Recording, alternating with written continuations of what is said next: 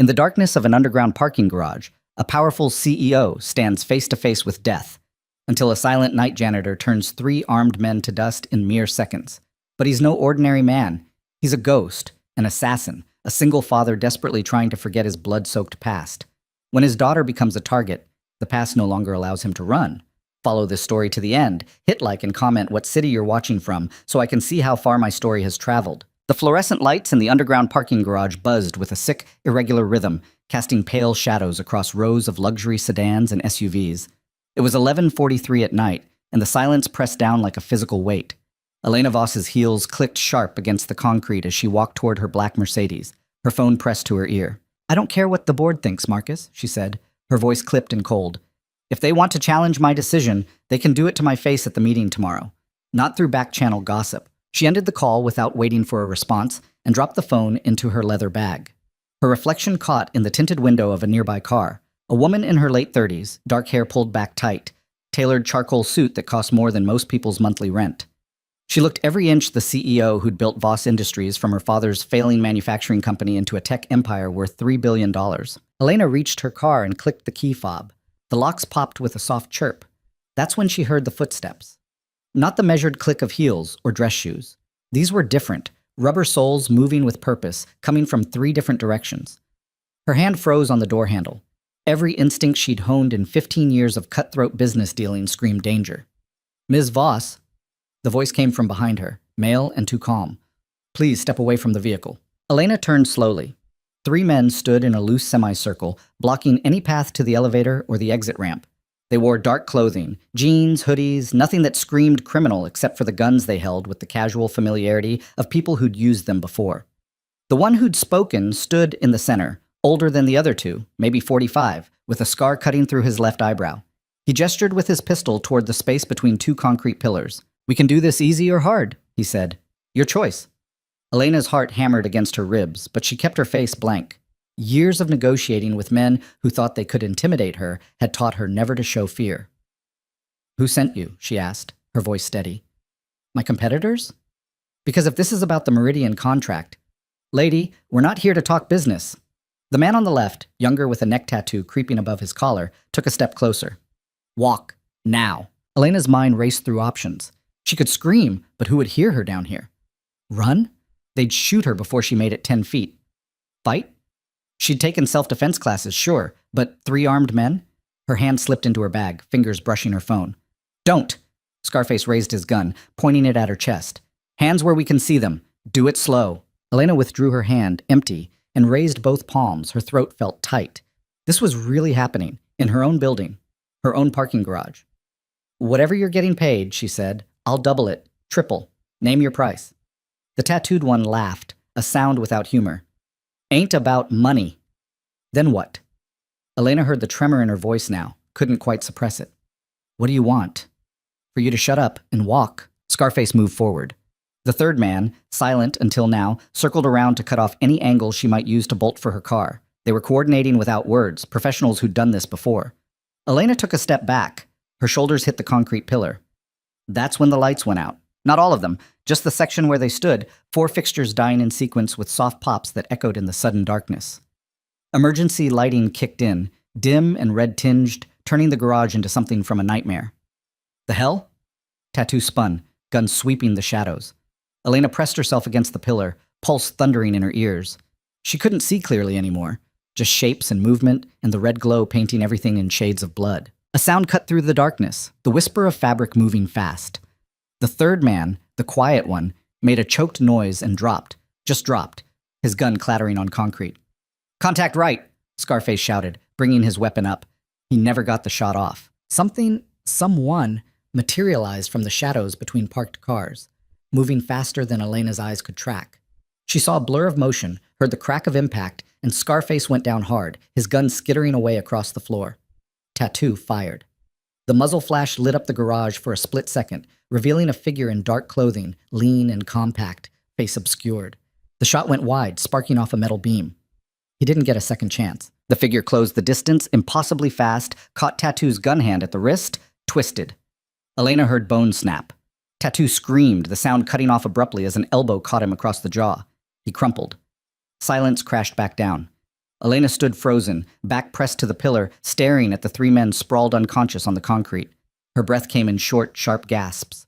The whole thing had taken maybe 10 seconds. The figure straightened, standing in the red emergency light. Average height, maybe 5'10", wearing a dark blue maintenance jumpsuit with a name tag she couldn't read from here. He had a mop bucket on wheels standing near one of the cars. She hadn't even noticed it before. "You're..." Elena's voice came out as a rasp. She swallowed, tried again. "You're the janitor." She'd seen him before, not to talk to, but around the building. Late nights when she worked past midnight, she'd sometimes pass him in the halls, pushing his cart, emptying trash cans. He'd always nodded politely and moved out of her way. She'd never looked twice. He bent and picked up the guns, moving with economical efficiency. Checked each one, ejected the magazines, cleared the chambers. Did something complicated with the slides that left all three weapons inoperable. Dropped the pieces into his mop bucket. "You should call security," he said. His voice was quiet, almost soft. "Police too." He started to turn away. "Wait." Elena pushed off from the pillar, legs unsteady. "Who are you?" The janitor, except he clearly wasn't just a janitor, paused. In the red light, she caught a glimpse of his face. Ordinary features, the kind you'd forget 5 minutes after seeing them. Maybe 35, maybe 40. Dark hair starting to gray at the temples. Nothing remarkable, except his eyes. Even in the dim light, she saw something in them that made her breath catch. Something cold and distant and very, very old. "Nobody," he said. "Call security." He walked away, pushing his mop bucket, the wheels squeaking softly. Disappeared around a corner toward the service elevator. Elena stood there for 5 heartbeats, staring at the space where he'd been. Then her knees went weak, and she sat down hard on the concrete, back against her Mercedes, hands shaking so badly she could barely pull her phone from her bag. The police took 2 hours. First came building security, 2 night guards who arrived with flashlights and confused expressions, clearly not equipped to handle 3 unconscious armed men in the parking garage. Then the cops, 4 uniforms and 2 detectives, one of whom kept giving Elena looks that said he couldn't decide if she was a victim or a suspect. "Run it through one more time," Detective Morrison said. He was 50-ish, with thinning hair and a coffee stain on his tie. "You say a janitor took down 3 armed assailants?" Elena sat in the security office, a blanket someone had draped around her shoulders despite the garage not being cold. She'd told the story 3 times now. "Yes. And you can't identify him?" "He was wearing a maintenance uniform, name tag maybe. I didn't see it clearly. But you'd recognize him if you saw him again?" "Yes." No question about that. She'd recognize those eyes anywhere. Morrison exchanged a glance with his partner, a younger woman named Reeves who'd spent most of the past hour on her phone. "Ms. Voss, we need to be honest with you. This is an active kidnapping attempt. These men, we've ID'd 2 of them, both have records for violent crimes. Someone hired them to take you." "I know that." Elena's hands had stopped shaking, but the sick feeling in her stomach hadn't faded. "Have they said who?" "They're not saying anything." Lawyered up the second they regained consciousness. Morrison leaned forward. "We'll get a warrant for their phone records, financial records, everything. But that takes time. In the meantime, you need protection. We can arrange..." "I'll handle my own security," Elena said. "Ms. Voss, I employ 2 private security firms. By morning, I'll have a detail assigned." She stood, letting the blanket fall. "Is there anything else you need from me tonight?" Morrison looked like he wanted to argue, but Reeves touched his arm. "We'll be in touch," she said. "Don't leave town." Elena almost laughed, like she planned to run. She took a car service home. No way was she driving, not with her hands still unreliable.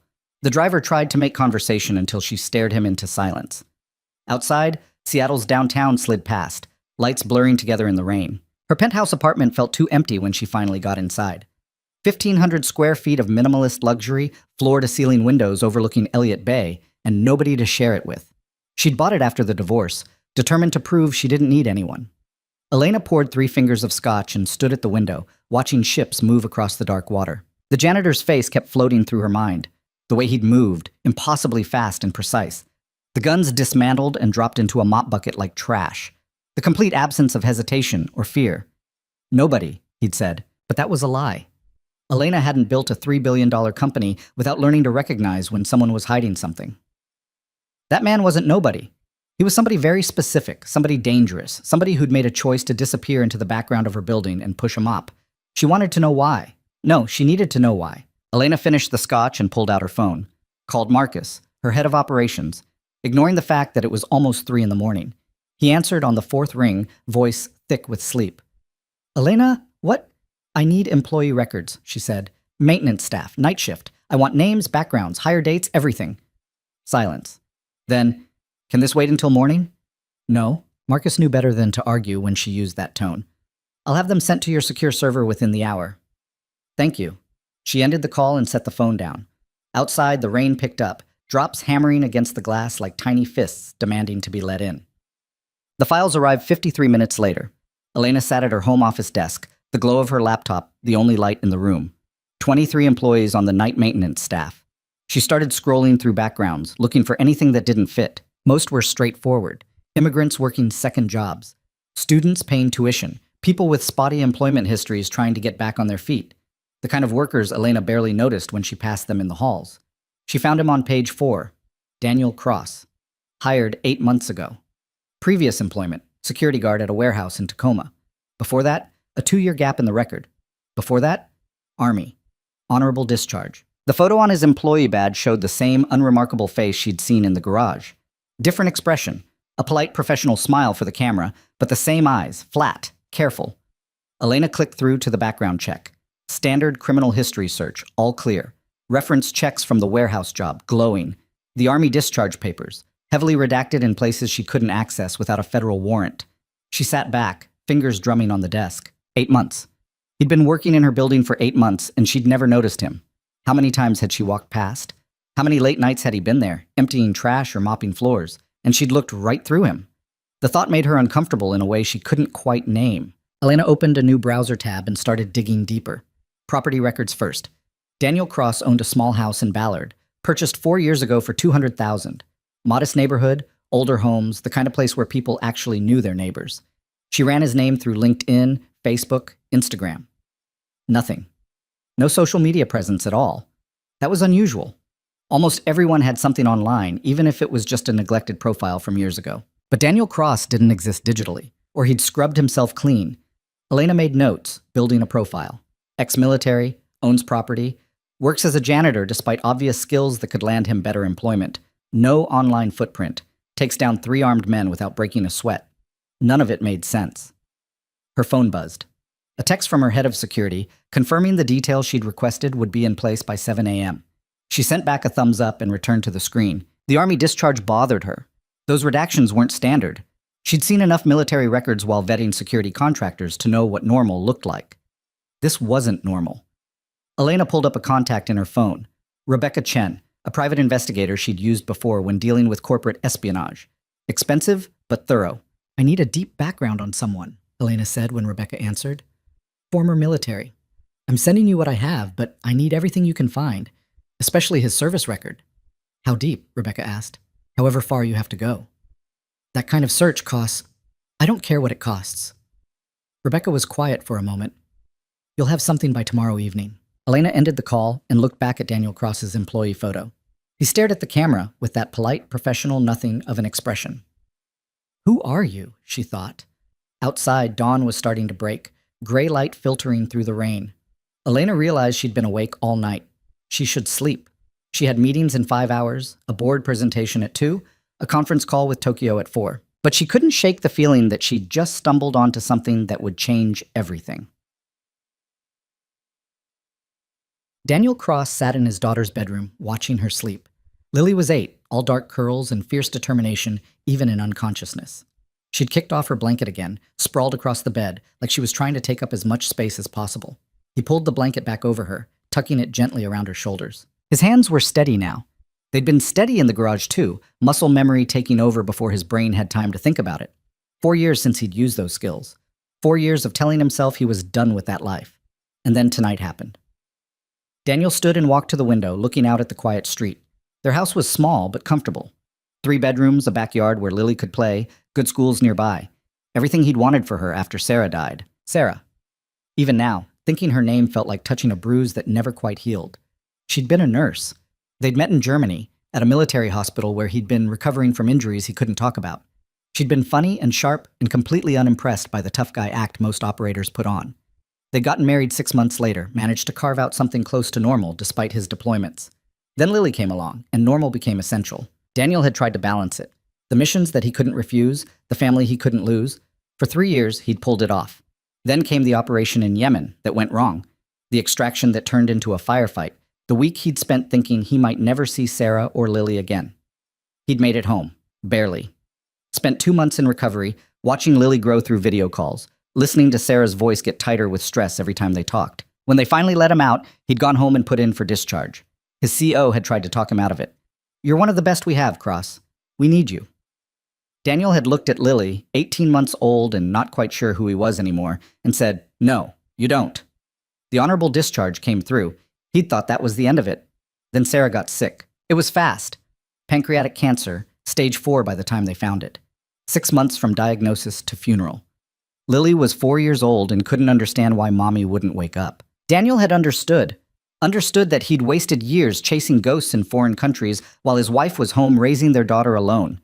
Understood that all the skills he'd learned, all the training and missions and classified operations meant exactly nothing when it came to saving the person he loved most. After the funeral, he'd burned every bridge to his old life, changed his phone number, moved from Fort Lewis to Seattle, took a job as a security guard because it was simple and paid enough, then switched to maintenance work because it was even simpler and let him be invisible.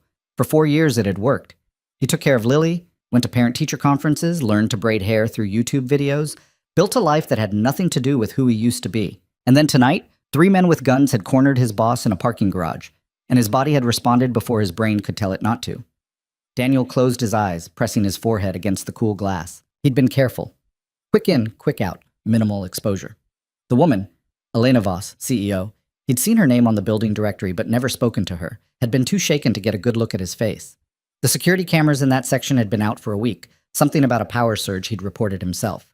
No evidence except 3 unconscious men who couldn't tell anyone what happened because they'd never seen it coming. He should be fine. Should be able to go back to work tomorrow night, push his mop, empty trash cans, stay invisible. Except he'd seen the way Elena Voss looked at him in those last seconds before he left, seen the wheels turning behind her eyes. She was smart. You didn't build a billion-dollar company without being smart. And she'd just watched something that shouldn't be possible. She was going to have questions. Daniel turned away from the window and looked at Lily again. She'd rolled onto her side, one arm flung over her stuffed rabbit, completely at peace. That's what mattered. Not Elena Voss's questions, not the risk he'd taken. Lily was safe. Their quiet life was intact. He'd make sure it stayed that way. Morning came too fast. Daniel made breakfast, scrambled eggs and toast, Lily's favorite, and got her ready for school. She chattered the whole time about her upcoming class field trip to the aquarium, barely pausing to breathe between sentences. "And Mrs. Patterson said we get to see the octopus. And did you know octopuses have 3 hearts?" "3?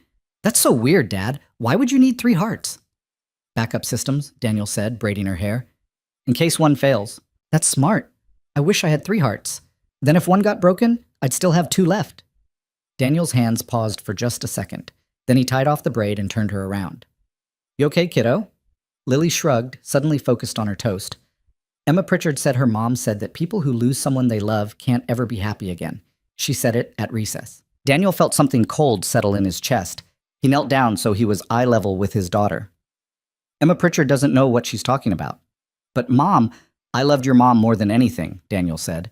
"And losing her hurt. Still hurts. But you know what? You make me happy. Every single day. So Emma's wrong." Lily considered this, then nodded. "Emma's wrong about a lot of stuff. Last week she said rabbits can't swim, and I told her I saw it on YouTube, and she said YouTube lies." "YouTube does lie sometimes," Daniel said, "but not about rabbit swimming." He got Lily to school with 5 minutes to spare, watched her run into the building with her backpack bouncing, waved when she turned at the door to look back. Then he drove home and tried to sleep. Sleep didn't come. He lay in bed staring at the ceiling, mind replaying the garage. The way the first guy had moved, the angle of the second one's approach. Professional, coordinated. That wasn't a random snatch and grab.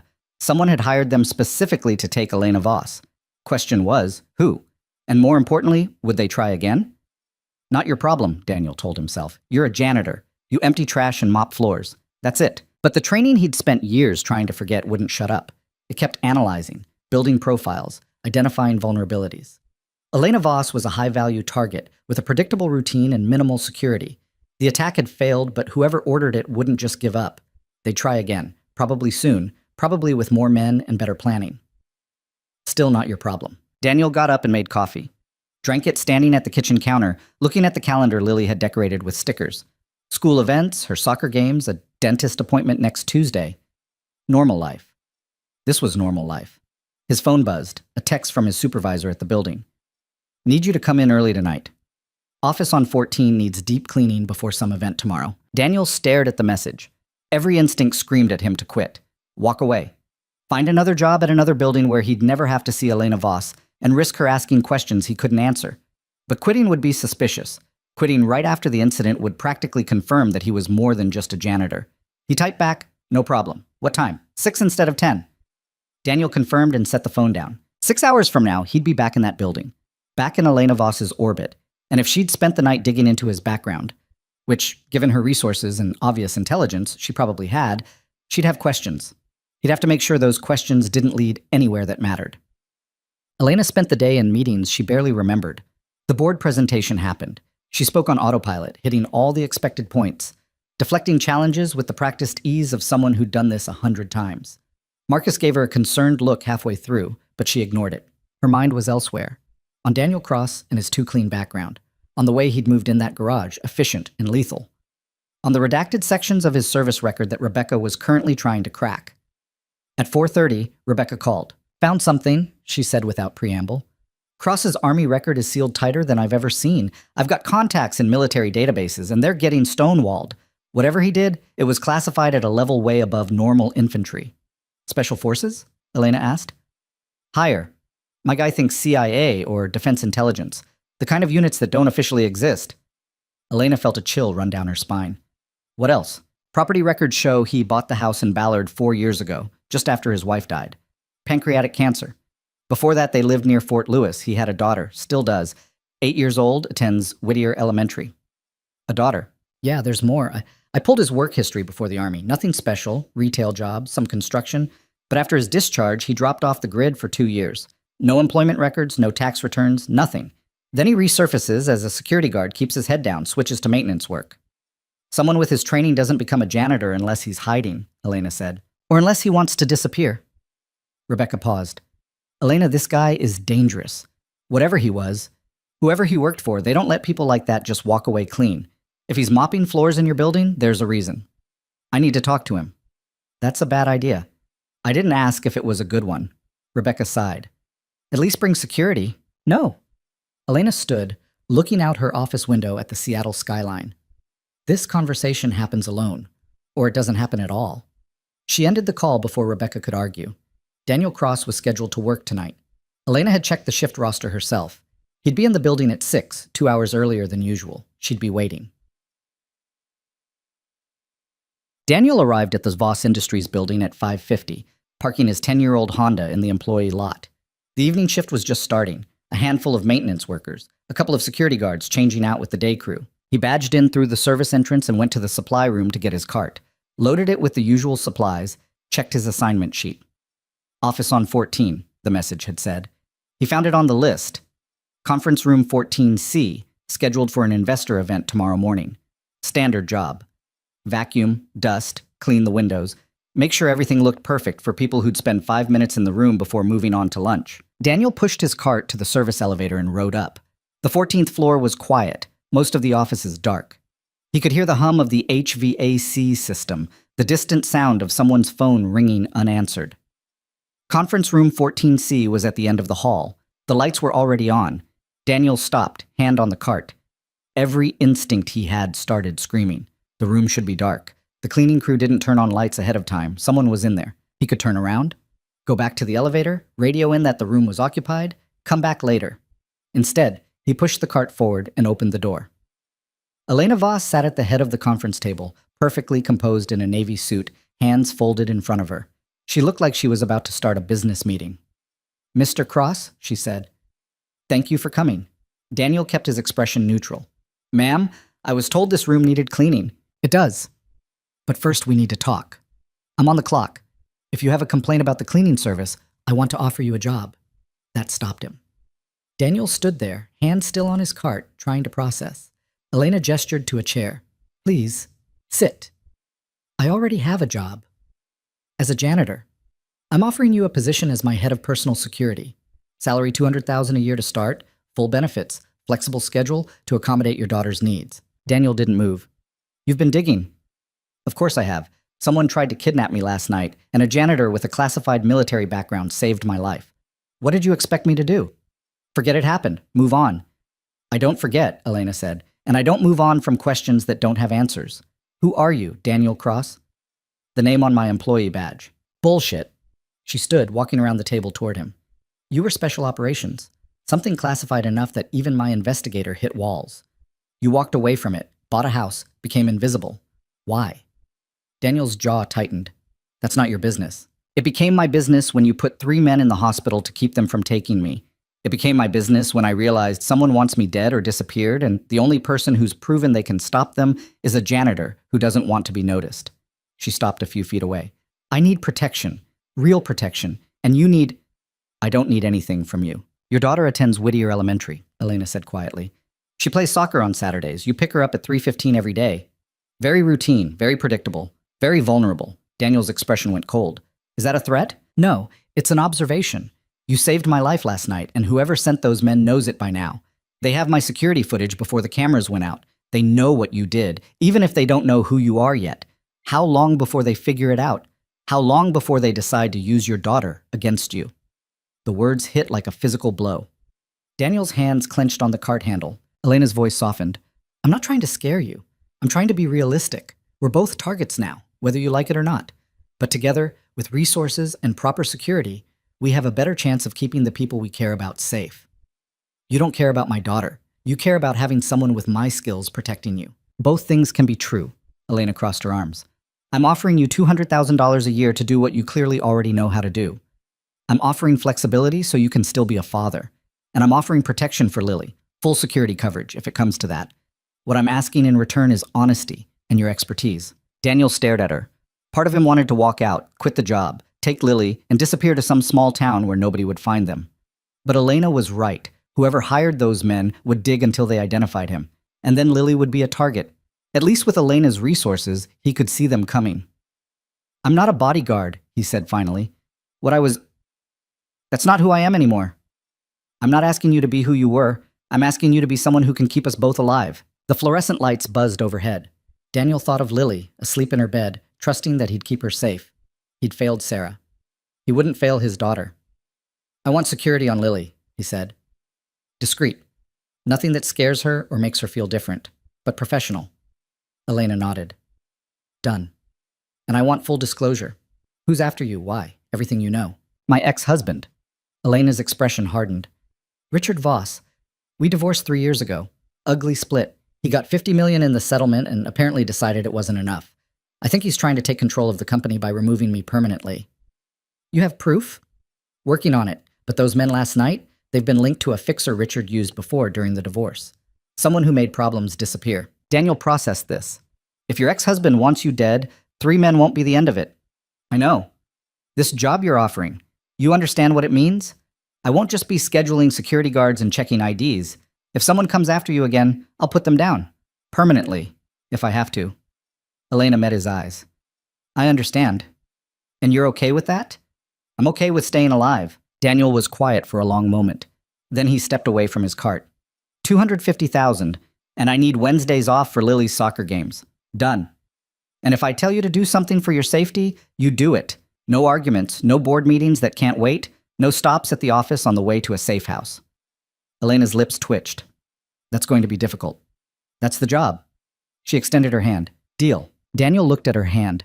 This was the line. Cross it, and he was back in the world he'd tried to leave. Back to violence and threat assessment and sleeping with one eye open. But Lily would be safe. That was what mattered. He shook Elena's hand. When do I start? He asked. Now, Elena said, because I just got a text from my head of security. Someone broke into my apartment an hour ago. Daniel's phone was already out before Elena finished speaking. He dialed a number from memory, one he hadn't called in 4 years. Cross? The voice on the other end sounded surprised. That you?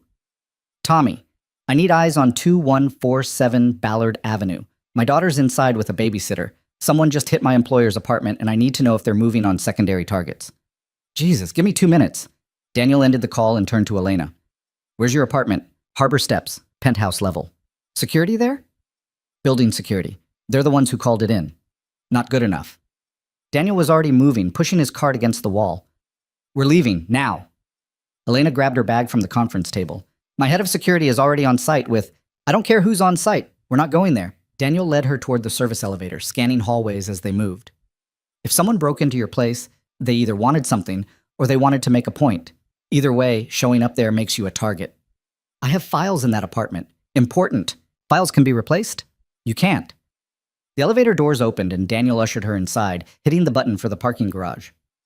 Do you have somewhere else you can stay? Somewhere not connected to your name? Elena thought for a moment. I own a property in Bellevue. Investment rental. Current tenant moved out last month. It's empty. Good. We'll go there. Daniel's phone buzzed. He answered immediately. Talk to me. Your street's clean, Tommy said. I've got visual on your house, lights on downstairs, movement in what I'm guessing is the living room. No suspicious vehicles, no foot traffic that doesn't belong. How sure are you? I'm parked 3 houses down with thermals. If someone's watching your place, they're better than me, and nobody's better than me. Daniel felt some of the tension ease. Stay on it. I'll be there in 20. You coming back into the life? No, just making sure my kid stays safe. That's what they all say. Tommy hung up. The elevator reached the garage. Daniel stepped out first, scanning the space. Different from last night, fully lit, security cameras operational, a few late workers heading to their cars. Stay behind me, he said to Elena. I'm not going to... You wanted to hire me for protection. This is what protection looks like. Stay behind me. Elena's jaw tightened, but she complied. They walked quickly to the executive parking area where her Mercedes sat. Daniel took the keys from her hand. I'm driving, he said. That's my car. And you're a high-value target who doesn't know if she's being followed. I drive, you navigate to the Bellevue property, and we both stay alive. Non-negotiable. For a second, Elena looked like she wanted to argue. Then she handed him the keys and walked around to the passenger side. Daniel started the engine and pulled out of the garage, checking mirrors constantly. Seattle traffic was typical for early evening, packed, but moving. He took a deliberately indirect route, watching for tails. Tell me about your ex-husband, he said. Everything. Elena stared out the window. Richard and I met in business school, Harvard. He was charming, ambitious, came from money. We got married young, built the company together. Or I thought we built it together. What changed? I realized I was doing all the actual work while he took credit and spent money we hadn't made yet. When I confronted him, he said I was being ungrateful, that his family connections were worth more than my labor. Her voice went flat. I filed for divorce. He fought it for 18 months trying to claim he deserved half of everything. The courts gave him $50 million. He thought he deserved $500. Enough to hire people to make you disappear? Richard never accepted that I won. In his mind, I stole his life, his company, his status. He's been trying to undermine me for 3 years, spreading rumors, poaching employees, filing frivolous lawsuits. But he's losing money faster than he can hide it. His investors are pulling out. He's desperate. Daniel took a right turn, watching a sedan 4 cars back.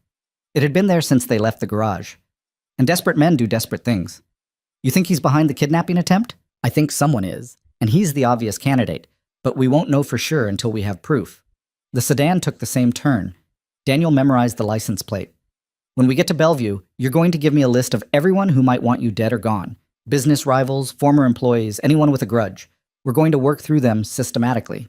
That's a long list. Then we'd better start now. They drove in silence for a few minutes. Daniel kept tracking the sedan, waiting to see if it would commit. 2 more turns and it peeled off toward the freeway. Not a tail. Just coincidence. Elena pulled out her phone.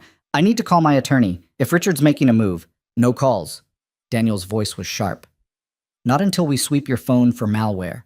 If someone broke into your apartment, they might have cloned your devices, installed tracking software, anything. We assume everything's compromised until we know otherwise. I can't just go dark. I have a company to run. You can run it from a secure location with secure devices. What you can't do is broadcast your location to whoever wants you dead. He glanced at her. This is what I meant about following instructions. Your instinct is to stay connected, stay in control. My job is to keep you alive. Those things don't always align. Elena set the phone down slowly. I don't like this. I'm not asking you to like it. You know you're being incredibly high-handed for someone who was mopping floors 6 hours ago. 6 hours ago, you were a billionaire CEO who almost got kidnapped in her own parking garage. Things change. Daniel's tone softened slightly. I know this is hard. You're used to being in charge, making decisions, controlling your environment, but right now you're in danger, and controlling the situation means trusting someone who knows what they're doing. That's me. Elena looked at him for a long moment. The way you moved last night? That wasn't just military training. That was something else. It was a long time ago. Not that long. You're what, 37? 38? You've been out for 4 years, which means you were operational until... Elena. Daniel's voice went cold. My past is not up for discussion. You hired me to protect you. That's what I'm doing. The rest doesn't matter. It matters if... No, it doesn't. He pulled onto the 520 bridge heading toward Bellevue. What matters is keeping you alive, figuring out who's after you, and making sure my daughter doesn't become collateral damage. Everything else is noise. Elena went quiet. Daniel could feel her frustration radiating like heat, but she didn't push. Smart. She was learning. His phone buzzed again. Tommy. Still clean, Tommy said. Your babysitter just turned on a movie. Looks like Finding Nemo from here. Lily loves that one. Daniel felt something ease in his chest. Thanks, Tommy. I owe you. Yeah, you do. And Cross? Whatever you're into, be careful. You got a kid. Don't forget that. Never. Daniel ended the call and took the exit toward downtown Bellevue. Your rental property. What's the address? Elena gave him directions to a condo building near the waterfront. Upscale but not flashy, the kind of place where residents minded their own business, and security was decent without being obvious. Daniel parked in the underground garage and did another sweep before letting Elena out of the car. The building lobby was quiet, just a front desk attendant who barely looked up from his phone. 6th floor, Elena said, leading him to the elevator. The condo was furnished but sterile. Rental furniture, blank walls, nothing personal. Daniel did a quick walkthrough, checking windows, exits, sight lines from neighboring buildings. It'll work for tonight, he said. But we'll need somewhere more secure long-term. Elena dropped her bag on the couch. How long is long-term? Depends. Could be a few days, could be a few weeks, until we identify the threat and neutralize it. Neutralize? Elena's voice was sharp. You mean kill. I mean remove the threat by whatever means necessary. Sometimes that's legal prosecution. Sometimes it's other options. Other options? She turned to face him. You're talking about murder. Daniel met her eyes. I'm talking about survival. Your ex-husband, or whoever's behind this, sent armed men to kidnap you. They broke into your home. They're not playing by rules, which means we can't either. If it comes down to them or you, I'm choosing you. That's the job. I didn't hire you to become an assassin. You hired me to keep you alive. How I do that is my decision. Daniel pulled out his phone. Now, I need you to write down everyone who might want to hurt you. Then I'm going to make some calls and set up proper security. You're going to stay here, stay quiet, and not contact anyone until I say it's safe. Clear? Elena's hands clenched into fists. You can't just order me around like, yes, I can. That's what you're paying me for. Daniel's voice didn't rise, but something in his tone made Elena stop mid-sentence. I understand this is hard. You're used to being in charge, but right now someone wants you dead, and the only thing standing between you and them is me. So you can fight me every step of the way and make both our lives harder, or you can trust that I know what I'm doing and let me do my job. Your choice. Elena stared at him. For a moment, Daniel thought she might fire him on the spot, security threat or not. Then she grabbed a notepad from the kitchen counter and sat down at the dining table. Fine, she said, voice tight. But when this is over, we're going to have a serious conversation about boundaries. Looking forward to it. Daniel left her to write and stepped out onto the balcony, pulling up contacts on his phone. The first call went to a number in Virginia. Mackenzie. The voice was gruff, annoyed at being called after hours. Mac, it's Cross. Silence. Then, well, I'll be damned. Heard you dropped off the map. I did. Now I need a favor. I'm retired, Cross, just like you.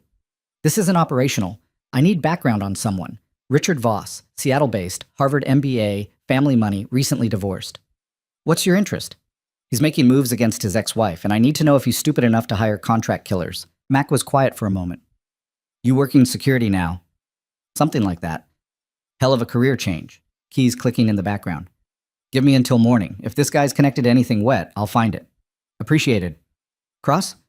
Whatever you're into, remember you've got a little girl. Don't do anything that keeps you from getting home to her. That's the only thing I'm thinking about. Daniel ended the call and made 3 more. One to a security consultant who owed him a favor, one to a tech specialist who could sweep Elena's devices for malware, one to a lawyer who specialized in high-profile threats and knew how to navigate the gray areas between legal and necessary. By the time he came back inside, Elena had filled 2 pages with names. This is everyone? Daniel asked, scanning the list. Everyone I can think of who has both motive and resources. Elena rubbed her temples.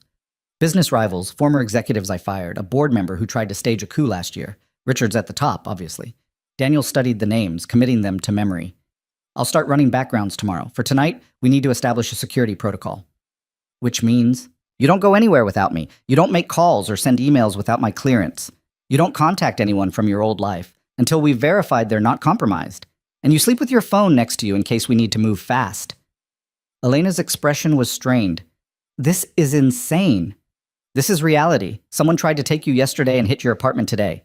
They're escalating. We have to assume the next move comes soon. What about my company? I have meetings, obligations. Cancel them. I can't just... Elena. Daniel set the notepad down and looked at her directly. Right now, staying alive is more important than quarterly earnings or board presentations. Your company will survive a few days without you. You won't survive another kidnapping attempt. She looked away, jaw working.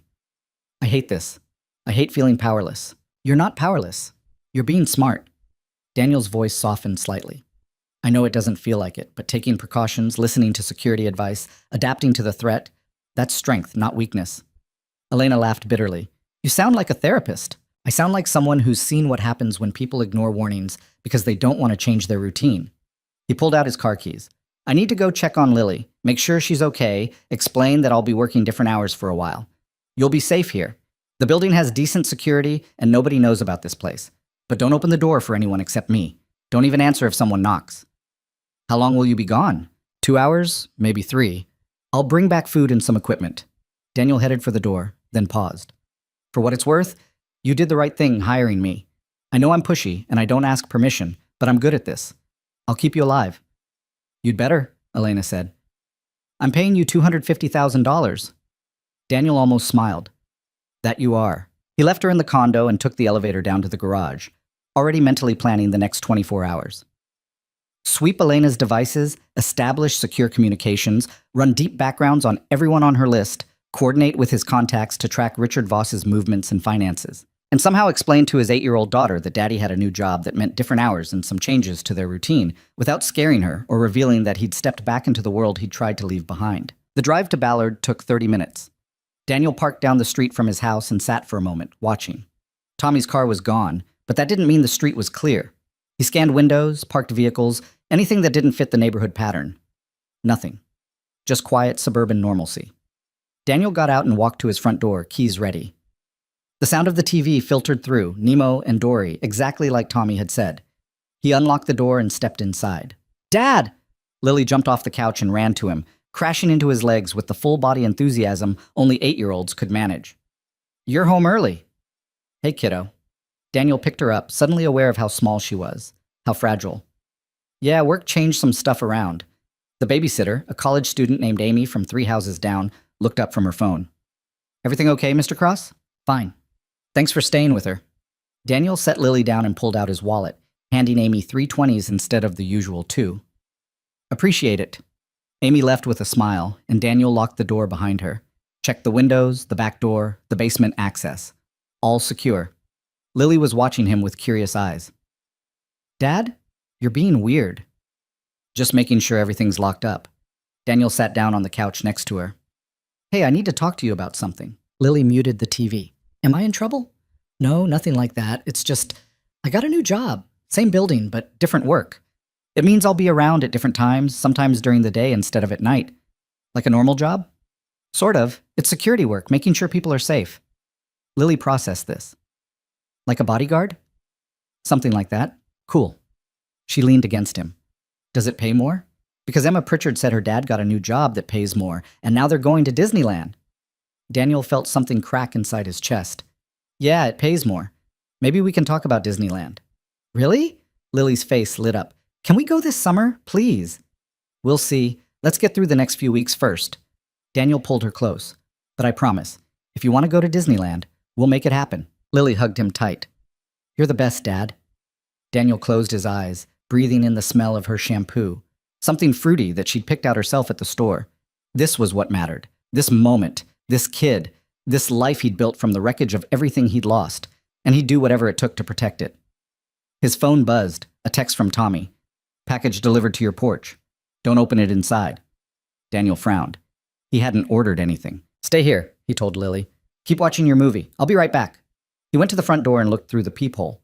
A small box sat on the porch, plain brown cardboard, no shipping label. Every alarm in Daniel's head started screaming. He pulled Lily off the couch. We're going for a drive. But the movie's not now, Lily. Something in his voice made her stop arguing. She grabbed her shoes and jacket while Daniel did a quick sweep of the house, looking for anything else out of place. Nothing obvious, but that package wasn't random. He got Lily into his car and pulled out of the driveway, watching the mirrors. called Tommy as he drove. "What was in the package?" Daniel asked. "I didn't touch it. Saw the delivery guy drop it off, but he wasn't wearing a uniform. No truck, just a sedan. Drove away fast. You get the plate? Sending it to you now." Tommy paused. "Cross, what the hell did you step into?" "I don't know yet." Daniel glanced at Lily in the rearview mirror. She was staring out the window, sensing something was wrong but not asking questions. "But I'm about to find out." He drove back toward Bellevue, mind racing. Someone had tracked him to his house, which meant they knew about Lily, which meant the threat had just escalated from professional to personal. Daniel's hands tightened on the wheel. Whoever was behind this had made a critical mistake. They'd gone after his daughter, and that changed everything. When he pulled into the condo garage, Elena was waiting in the lobby, pacing. She saw Lily, and her expression shifted to confusion. "Daniel, what?" "Someone left a package at my house," Daniel said quietly. "Unmarked delivery. I'm not taking chances." Elena's eyes widened. She looked at Lily, then back at Daniel. Understanding dawned. "Oh, this is Lily," Daniel said. "Lily, this is Ms. Voss. She's the person I'm working for now." Lily, observant as always, looked between them. "Are we in danger?" Daniel crouched down to her level. "I don't know yet. But until I do, we're going to stay somewhere safe. All three of us, okay?" Lily's lower lip trembled slightly. "I'm scared." "I know, baby, but I promise I won't let anything happen to you." Daniel pulled her into a hug. "You trust me?" "Always." "Then let's go upstairs. Ms. Voss has a place we can stay for a little while." They took the elevator up. Elena was quiet, watching Lily with an expression Daniel couldn't quite read. When they got inside the condo, Lily immediately gravitated to the window, looking out at the city lights. Elena pulled Daniel aside. "Someone knows about your daughter." "Yeah." "This is bigger than I thought." "Yeah." "What do we do?" Daniel looked at Lily, silhouetted against the window, and felt the last piece of his old life click back into place. The part he'd tried to bury. The part that knew how to handle threats with precision and finality. "We find out who's behind this," he said quietly, "and we end it." Elena watched Daniel tuck his daughter into the guest bedroom, his movements gentle despite the tension radiating from every line of his body. Lily had asked a dozen questions about the condo, about why they were here, about whether she'd go to school tomorrow. Daniel had answered each one with patience Elena hadn't known he possessed, his voice steady and reassuring even as his eyes constantly scanned windows and doorways. When he finally emerged and closed the door softly behind him, his face had changed. The careful control was still there, but underneath it, Elena saw something cold and focused that made her take an involuntary step back. "We need to talk," Daniel said, moving past her into the kitchen. He pulled out his phone and started making calls, rapid fire and efficient. "Tommy, I need you to go back to my house. Full sweep. I want to know if anyone's been inside, if there are cameras, bugs, anything. Then I need you to retrieve that package and get it somewhere it can be opened safely." He listened for a moment, then cut in. "I don't care about the risk. Use the protocols. Full containment." Another pause. "Yeah, I'm sure. Call me when you have something." Daniel hung up and immediately dialed another number. "Mac, it's me again. I need the timeline moved up. Whatever you can find on Richard Voss, I need it in the next 6 hours, not tomorrow morning." His jaw tightened. "Because they just escalated. They know about my daughter." Elena poured herself a glass of water with shaking hands. This was real. Not some abstract threat she could delegate to security teams and lawyers. Real people were targeting her, and now they were targeting a child. Daniel ended his second call and turned to face her. "Start talking. Everything you know about Richard. Not the public record stuff. The personal details. His habits. His contacts. Where he goes when he's stressed. Who he trusts." "I haven't spoken to him in 2 years. But you were married to him for how long?" 8 years. "Then you know him. You know how he thinks. How he operates when he's cornered." Daniel leaned against the counter, arms crossed. "Right now, we're flying blind. Someone's making moves against you, and maybe it's Richard, maybe it's someone else. But that package at my house? That was a message. They're saying they can reach anyone connected to you, which means we need to figure out who they are and stop them before they make good on that threat." Elena set down the glass. Her mind was racing, sorting through memories she'd tried to forget. Richard doesn't get his hands dirty. He never did. When we were married and someone became a problem, a competitor, a business partner he wanted gone, he'd make a few phone calls and the problem would solve itself. I never asked how. I didn't want to know. "But you suspected." "Of course I suspected. You don't make problems disappear without breaking laws." She wrapped her arms around herself. "There was a man, Victor Hale. He was Richard's college roommate, his best man at our wedding.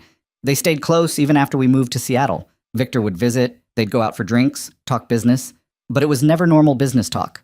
Daniel straightened. What do you mean? The few times I overheard them, they were discussing people like assets or liabilities. Very cold, very transactional. And Richard would always dismiss me when I walked in, say it was confidential. Elena met Daniel's eyes. After the divorce, Victor disappeared. No social media, no contact information I could find. It was like he went underground. Or into a line of work that requires staying off the grid. Daniel pulled out his phone and typed notes. Victor Hale. Spell it. Elena did, watching him work. You think he's involved? I think a college roommate who makes people disappear and then vanishes himself is worth investigating. Daniel sent a text, presumably to one of his contacts. What else?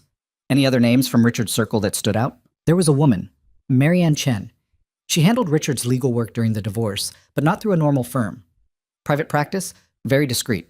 She'd show up at mediation sessions with files that my lawyers said shouldn't exist. Sealed records, private communications, things that required illegal access to obtain. Richard used her to dig up dirt on you, and on my board members, my investors, anyone he thought might be useful leverage. Elena's hands clenched. I tried to report her to the state bar, but nothing came of it. Insufficient evidence. Daniel added another note. Anyone else? Elena thought hard, sifting through 3 years of bitter memories. Richard's father died 6 months before we divorced. Left everything to Richard. About $200 million in liquid assets, real estate, investments. But Richard burned through most of it within a year. Bad investments, gambling, trying to start companies that failed. The $50 million he got from me was supposed to be his fresh start. But he kept losing money. I heard through the grapevine that he owes people. Not banks. People. The kind who don't accept late payments. Daniel's expression darkened. You're saying your ex-husband might be in debt to organized crime. I'm saying it's possible. Richard always lived beyond his means. Even when we were married, he'd take out loans we couldn't afford, make deals that put us at risk. I spent years cleaning up his messes. Elena's voice went bitter. I thought divorcing him would finally free me from that. Turns out I was wrong. If he owes serious money to serious people, and he can't pay, they might have offered him an alternative arrangement. Take out his ex-wife, get control of her company, liquidate assets to settle his debts. That's insane. Richard's a lot of things, but he's not a killer. He doesn't have to be, he just has to make a phone call. Daniel's phone buzzed. He checked it, frowned. Mac found something. Richard's been in contact with someone flagged by federal databases. No name, just a phone number traced to encrypted servers. Same number was linked to 3 unsolved disappearances over the past 5 years. Elena felt her stomach drop. Oh my God. We don't know for sure it's connected, Daniel said, but his tone suggested otherwise. Could be coincidence. You don't believe that? No, I don't. He pocketed his phone. Here's what's going to happen. Tomorrow morning, my tech guy is going to sweep all your devices and set up secure communications. Then we're going to systematically work through everyone on your list. Backgrounds, financials, connections. We're also going to put surveillance on Richard, see who he's meeting with, where he goes, what he does. That's illegal. So is kidnapping. So is breaking into your apartment. So is threatening a child. Daniel's voice was flat. We can play by the rules and wait for them to make another move, or we can get ahead of this. Your choice. Elena wanted to argue, wanted to say they should go to the police, let the authorities handle it, do things the legal way. But she'd built an empire by making hard choices, and she knew when the legal way wouldn't be fast enough. Do it, she said. Daniel nodded and pulled out his phone again, already dialing. Elena walked to the guest bedroom door and opened it slightly. Lily was asleep, curled up under the blankets with her stuffed rabbit clutched to her chest. She looked impossibly small, impossibly vulnerable. This little girl had nothing to do with corporate grudges or bitter divorces or dangerous men making power plays. She was just a kid who wanted to go to Disneyland and watch Finding Nemo with her dad. And Elena's choices, her company, her success, her refusal to let Richard destroy her, had put Lily in danger. The guilt hit hard and unexpected. Elena closed the door quietly and leaned against the wall, eyes burning. This is my fault, she said when Daniel finished his call. He looked at her. No, it's the fault of whoever's trying to hurt you. But if I just paid Richard more in the settlement or found some way to what? Let him win? Let him take what you built? Daniel shook his head. That's not how this works. You didn't create this situation. Someone else chose violence. That's on them, not you. Your daughter is in danger because of me. My daughter is in danger because I intervened in that parking garage. I made that choice. Nobody forced me. Daniel's voice softened slightly. Look, I know guilt. I know what it feels like to think you're responsible for everything that goes wrong. But right now, guilt doesn't help. Action helps. So let's focus on that. Elena wiped her eyes, angry at herself for the tears. I'm not used to feeling powerless. You're not powerless. You're just in a situation where the normal rules don't apply. Daniel gestured to the couch. Sit down. We're going to go through everything one more time, and you're going to tell me every detail you can remember about Richard, Victor, Marianne, and anyone else who might be involved. No detail is too small. They spent the next 2 hours talking. Elena dredged up memories she'd tried to forget. Richard's mood swings, his paranoia about being undermined, the way he'd sometimes come home late, smelling like cigars and expensive whiskey, refusing to say where he'd been. Victor's visits, always late at night, always ending with Richard looking stressed and withdrawn. Marianne's cold efficiency, the way she'd threatened Elena's lawyer during a closed-door meeting, suggesting that certain information might become public if Elena didn't cooperate. Daniel took notes, asked questions, built a profile of people and connections that painted a picture Elena didn't want to see. Her ex-husband wasn't just bitter and desperate. He was connected to people who solved problems with violence. Around midnight, Daniel's phone rang. He answered, listened, his expression going carefully blank. "You're sure?" he said. Another pause. "No, don't touch it. Call the bomb squad." "Yeah, I'm serious." He hung up and looked at Elena. "The package at my house was a bomb. Small, remote detonated. Tommy found the trigger mechanism when he scanned it. Someone wanted the option to blow up my front porch." Elena's breath caught. "They were going to kill Lily. Or send a message. Either way, it's attempted murder." Daniel's voice was ice. "Tommy's calling the police, reporting it as a suspicious package. They'll handle the disposal, but this changes things." "How?" "Because now they've crossed a line, targeting you as business, targeting my daughter as personal. And personal means I'm not holding back anymore." Daniel stood, started pacing. "We're done playing defense. Tomorrow we go on offense." "What does that mean?" "It means I'm going to find Victor Hale and have a conversation with him. It means I'm going to use every contact I have to track down who's been calling Richard. It means we're going to follow the money, the connections, every thread until we know exactly who ordered those men to take you." He turned to face her. "And when we find them, we're going to end this. Permanently." Elena should have been scared by the cold certainty in his voice, should have objected to the implied violence. But all she felt was relief that someone was finally willing to do what needed to be done. "What do you need from me?" she asked. "Access. Financial records, security footage from your building, anything that might show who's been watching you. And I need you to trust me, even when what I'm doing doesn't make sense or seems extreme." Daniel held her gaze.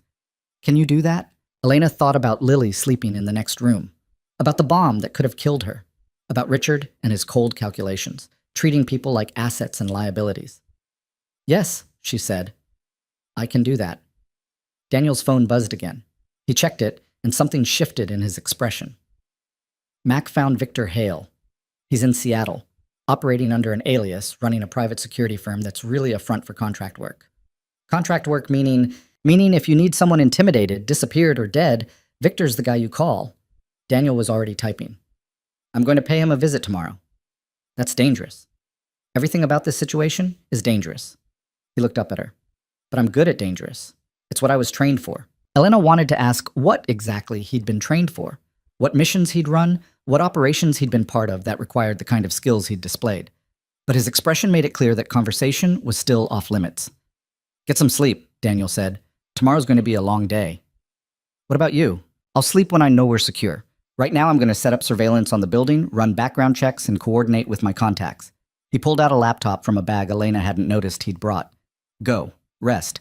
I'll wake you if anything happens." Elena hesitated, then nodded.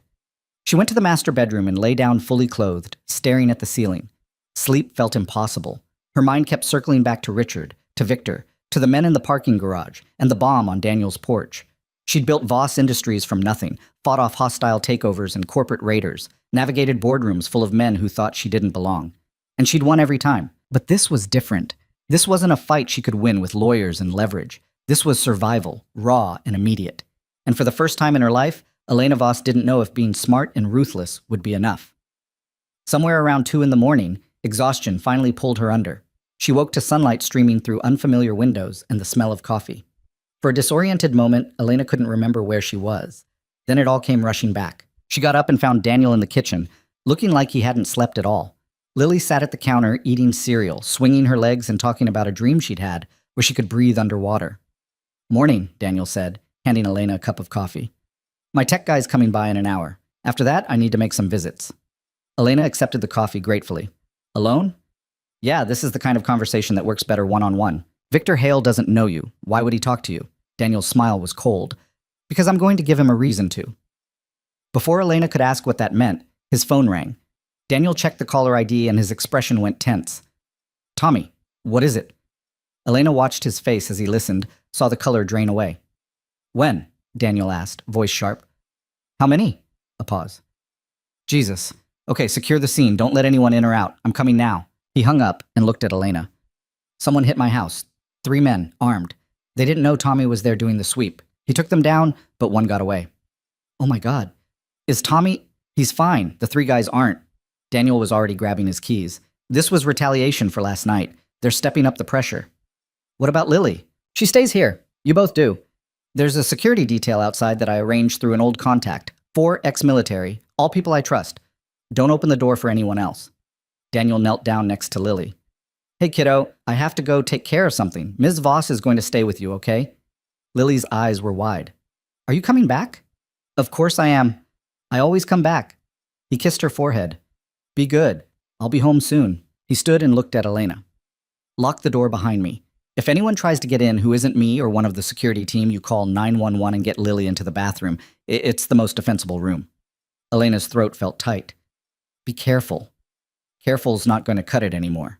Daniel headed for the door, then paused. If something happens to me, Tommy knows what to do. He'll get you and Lily somewhere safe, but it won't come to that. How can you be sure? Daniel's expression was hard. Because I'm not letting them win. He left, and Elena locked the door with shaking hands. She turned to find Lily watching her with solemn eyes. My dad's really good at his job, Lily said. He'll be okay? I know he will, Elena said, trying to sound confident. But as she heard Daniel's car pull out of the garage, she wondered if that was true.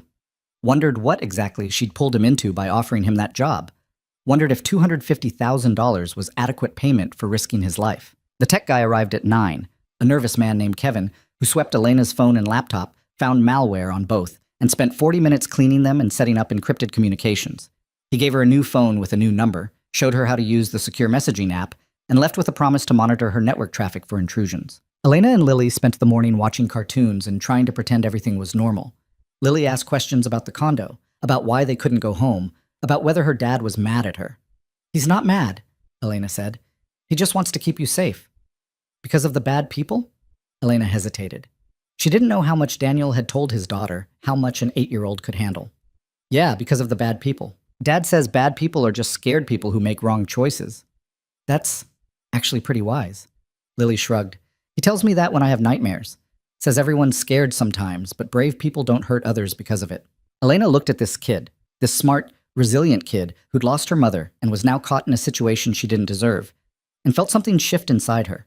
Lily wasn't just collateral damage or an unfortunate complication. She was a person, a whole complete person with thoughts and dreams and a father who'd walked away from violence to give her a normal life. And Elena had dragged them both back into danger.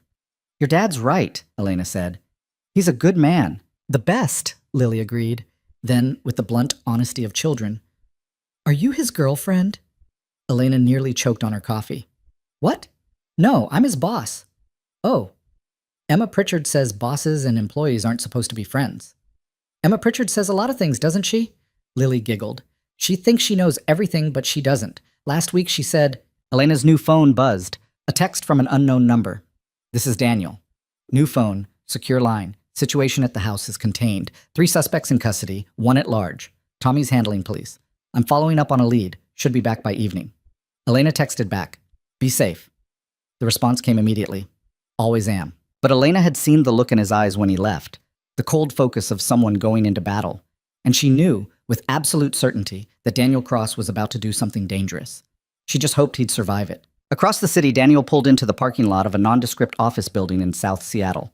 The sign out front read Sentinel Security Solutions, but Daniel knew what it really was. Victor Hale's operation.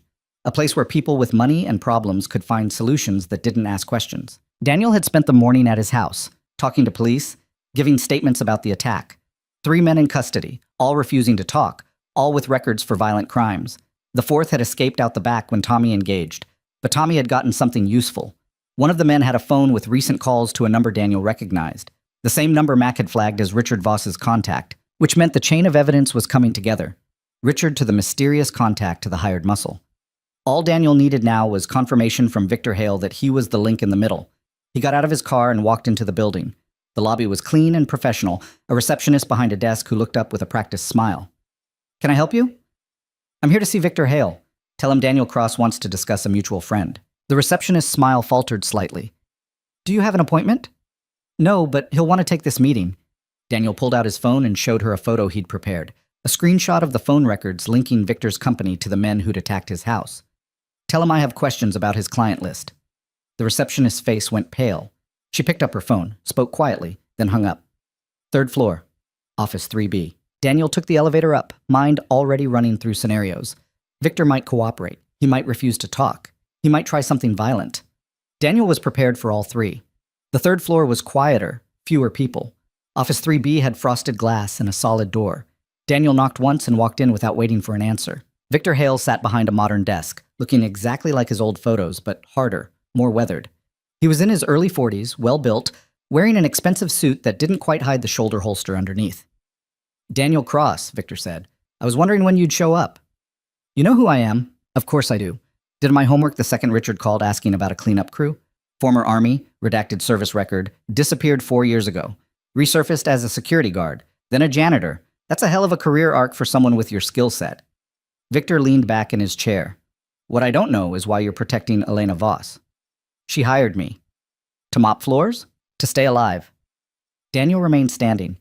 You sent men after her, twice now, plus the bomb at my house. That was sloppy, by the way. Tommy found the trigger before anyone got hurt. Victor's expression didn't change. I don't know what you're talking about. Yes, you do. Richard Voss is your client. He wants his ex-wife gone, and you're making it happen. 3 men in the parking garage, a break-in at her apartment, another team at my house this morning, all connected back to you. You have proof of this? Enough to make your life very difficult. Daniel pulled out his phone and tossed it onto the desk. That's a copy of the phone records. Your number, your company, linked to men with violent criminal records. The police are going to get that information in about 2 hours unless you give me a reason not to send it. Victor looked at the phone, then back at Daniel. That's extortion. That's survival. You came after my daughter. That's not business. That's personal. So now you get a choice. You can tell me everything about your arrangement with Richard Voss, or you can explain to federal investigators why your company keeps hiring men who end up arrested for kidnapping and attempted murder. For a long moment, Victor said nothing. Then he smiled, and it was the coldest thing Daniel had seen in years. You think you're the first operator to walk into my office and make threats? I've handled people a lot more dangerous than you, Cross. Whatever you were, you're not anymore. You're a janitor playing bodyguard, and way over your head. Maybe, Daniel said. But I'm the janitor who stopped your team cold. Twice. And I'm the one who's about to burn your operation to the ground unless you cooperate. Victor stood slowly. Here's what's going to happen. You're going to walk out of here, take Elena Voss, and disappear. Mexico, Canada, I don't care. Because if you don't, the next team I send won't be 3 thugs with guns. It'll be professionals. And your daughter won't have a father anymore. Daniel felt something cold and familiar settle into his bones. The part of him he'd tried to kill 4 years ago, the part that knew how to hurt people efficiently and without remorse. You just made a mistake, he said quietly. What mistake? Threatening my daughter again. Daniel moved, faster than Victor could react. He had Victor's gun out of the shoulder holster and the man pinned against the desk before Victor could even reach for it. Now you're going to tell me everything, every conversation with Richard, every plan, every person involved, and you're going to do it now. Victor struggled, but Daniel had 50 pounds of muscle and years of training on him. You're insane. You break my arm. I'll have you arrested for assault. No, you won't, because you're operating a criminal enterprise, and the last thing you want is police attention. Daniel pressed harder, putting pressure on nerves that made Victor gasp. Talk, or I start breaking things. Okay. Victor's voice was strained. Richard hired me 3 weeks ago, said his ex-wife was destroying him, taking everything he'd built, wanted her gone, made to look like an accident or a kidnapping, offered $5 million up front, 10 more when the job was done. And you accepted. It's what I do. Remove problems for people who can pay. Daniel felt disgust crawl through him. She's a person, not a problem. She's a target. That's all that matters in my business. Victor's breath came in short gasps. But the parking garage didn't work. You interfered. Richard's pissed, wants it done fast now. Doesn't care about clean anymore. What's the next move? There is no next move, not from me. After this morning's failure, I told Richard I was out. Too much heat, too many complications. He can find someone else.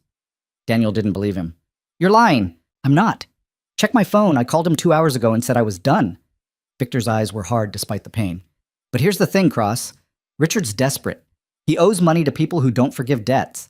They're pushing him to liquidate assets, and Elena's company is the biggest asset he has access to. If I don't handle her, someone else will. Someone worse. Who does he owe? I don't know names, just that they're organized, well-funded, and very serious about collection. Richard made the mistake of gambling with their money, lost big, and now he's trying to dig his way out by any means necessary. Daniel processed this. If Victor was telling the truth, and the fear in his eyes suggested he was, then pulling out of the operation didn't end the threat. It just changed the players. "You're going to do something for me," Daniel said. "You're going to call Richard and tell him you've changed your mind. Tell him you'll finish the job, but it needs to be done your way, on your timeline. Buy me 48 hours. "Why would I do that? "Because if you don't, I send these phone records to the FBI, the Seattle PD, and every major media outlet in the city. Your business dies, and you spend the next decade in a federal prison." Daniel leaned closer. "Or you cooperate, give me time to handle Richard myself, and walk away clean. Your choice." Victor's jaw worked. "You're asking me to betray a client." "I'm asking you to stay out of prison. There's a difference." After a long moment, Victor nodded. "Fine, 2 days. But after that, I don't care what happens. I'm out." Daniel released him and stepped back, keeping the gun. "Make the call. Now. Speakerphone." Victor pulled out his cell with shaking hands and dialed. Richard answered on the third ring. "Victor, tell me you have good news." "I'm back in," Victor said, voice steady despite the sweat on his forehead. "This morning was a setback, but I've got a new approach. Give me 48 hours. I'll handle Elena Voss, make it look clean." 48 hours? Richard's voice was tight with stress. "I don't have 48 hours. My creditors want resolution now. Then they can wait 2 more days or find someone else to do the job poorly." "Your choice." Silence. Then, "Fine, 2 days. But Victor, if this falls through again, we're both dead. You understand that?" "Perfectly." Victor hung up and looked at Daniel. "Happy?" "Ecstatic." Daniel ejected the magazine from Victor's gun and pocketed it, then handed the weapon back empty. "Now stay out of my way. If I see you or any of your people near Elena or my daughter, the deal's off, and you go down hard." He walked out without waiting for a response, adrenaline singing through his veins. He had 2 days. 2 days to find Richard Voss, confirm his involvement, and end this before whoever Richard owed money to sent someone worse than Victor. Daniel got to his car and sat for a moment, letting the shakes come. He'd crossed a line in that office. Threatened a man with violence, used skills he'd promised himself he'd never use again. But Lily was safe for now. Elena was safe. And that was all that mattered. His phone buzzed, a text from Elena. "How did it go?" Daniel typed back. "Got what I needed. On my way back." Another message appeared. "Thank you for doing this." Daniel stared at the words, then put the phone away without responding. Thanks wasn't what he needed. What he needed was to finish this, get Lily back to normal life, and figure out how to live with himself after breaking every promise he'd made to Sarah's memory. But that was a problem for later. Right now, he had work to do. Daniel drove back to the Bellevue condo with his mind racing through contingencies. 48 hours wasn't much time, but it was enough if he moved fast. He'd need to locate Richard Voss, confirm the debt and the creditors, figure out who else might be in play. And he'd need to do it without tipping off anyone that Victor had flipped. His phone rang as he merged onto 520. Tommy's number. "Tell me something good," Daniel answered. "Wish I could. The guy who got away this morning. We got an ID from one of his buddies who decided talking was better than a decade in Walla Walla. Name's Marcus Webb, former Marine, dishonorably discharged, works freelance security. Guess who employed him 6 months ago? Victor Hale's company. Bingo." But here's the fun part. Webb's phone records show calls to a number registered to a shell company in the Caymans. That company's owned by another shell company in Delaware, which is owned by a holding group with ties to the Konstantin Bratva. Daniel's hands tightened on the wheel. The Konstantin Bratva. Russian organized crime, operating out of Vancouver and Seattle, specializing in money laundering, extortion, and collection on high-value debts. You're telling me Richard Voss borrowed money from the Russian mob? Looks that way, and from what my guy in organized crime says, the Bratva doesn't do payment plans. You borrow, you pay back double within 6 months, or they take collateral. Usually painful collateral. Daniel processed this. If Richard owed the Bratva, then Victor pulling out of the contract wouldn't matter. They'd just send their own people to collect. And those people wouldn't care about making it look like an accident. "How much does he owe?" Daniel asked. "Estimated 40 million, based on the pattern of transactions my guy could track. Richard took out 20, probably thought he could flip it in the stock market or some business venture. Lost it all. Now he owes 40 and has no way to pay. Except by taking control of Voss Industries, which is worth 3 billion on paper. Liquidate it or sell it off, he could pay the debt and still walk away with enough to disappear. Problem is, he's not on the board anymore, has no legal access to company assets. Unless Elena's dead and he's named in her will. Is he?" Daniel pulled into the condo garage. "I'm about to find out. Stay on this. I need to know who the Bratva's sending and when. You planning something stupid?" "I'm planning to keep my daughter safe. Whether that's stupid depends on your perspective." Tommy was quiet for a moment. Cross, you know I've got your back. But the Bratva isn't like the militias we used to deal with. These guys are organized, well-funded, and they don't leave loose ends. You go up against them, you'd better be ready to go all the way. I'm aware. Are you? Because 4 years ago you walked away from all this specifically to avoid situations like this. Now you're diving in head first, and I'm worried you're forgetting what it costs. Daniel thought of Lily, 8 years old, and asking if he was coming back. I haven't forgotten. That's why I'm doing this. He hung up and took the elevator to the 6th floor. The security team Daniel had hired was in position, one in the lobby, one on the floor, 2 outside the condo door. All of them gave him subtle nods as he passed. Ex-military, all of them, people who understood the job. Daniel unlocked the door and stepped inside. Elena was on the couch with Lily. Both of them focused on a tablet showing what looked like a virtual art program. Lily had drawn something that might have been a dragon or possibly a very ambitious dog. Dad! Lily jumped up and ran to him. Look what Ms. Voss taught me. You can make the colors blend and everything. Daniel picked her up, suddenly aware of how tightly he was holding her. That's amazing, kiddo. Very cool. Elena stood, reading his expression. Lily, why don't you keep working on your picture? Your dad and I need to talk for a minute. Adult stuff? Adult stuff, Elena confirmed. Lily rolled her eyes dramatically, but went back to the tablet. Daniel followed Elena into the kitchen, out of earshot. How bad? Elena asked quietly. Worse than we thought. Richard owes $40 million to the Russian mob. They're the ones pushing for resolution, and Victor Hale was just the middleman. Now that he's out, they'll send their own people. Elena's face went pale. The Bratva. You know about them? I know enough.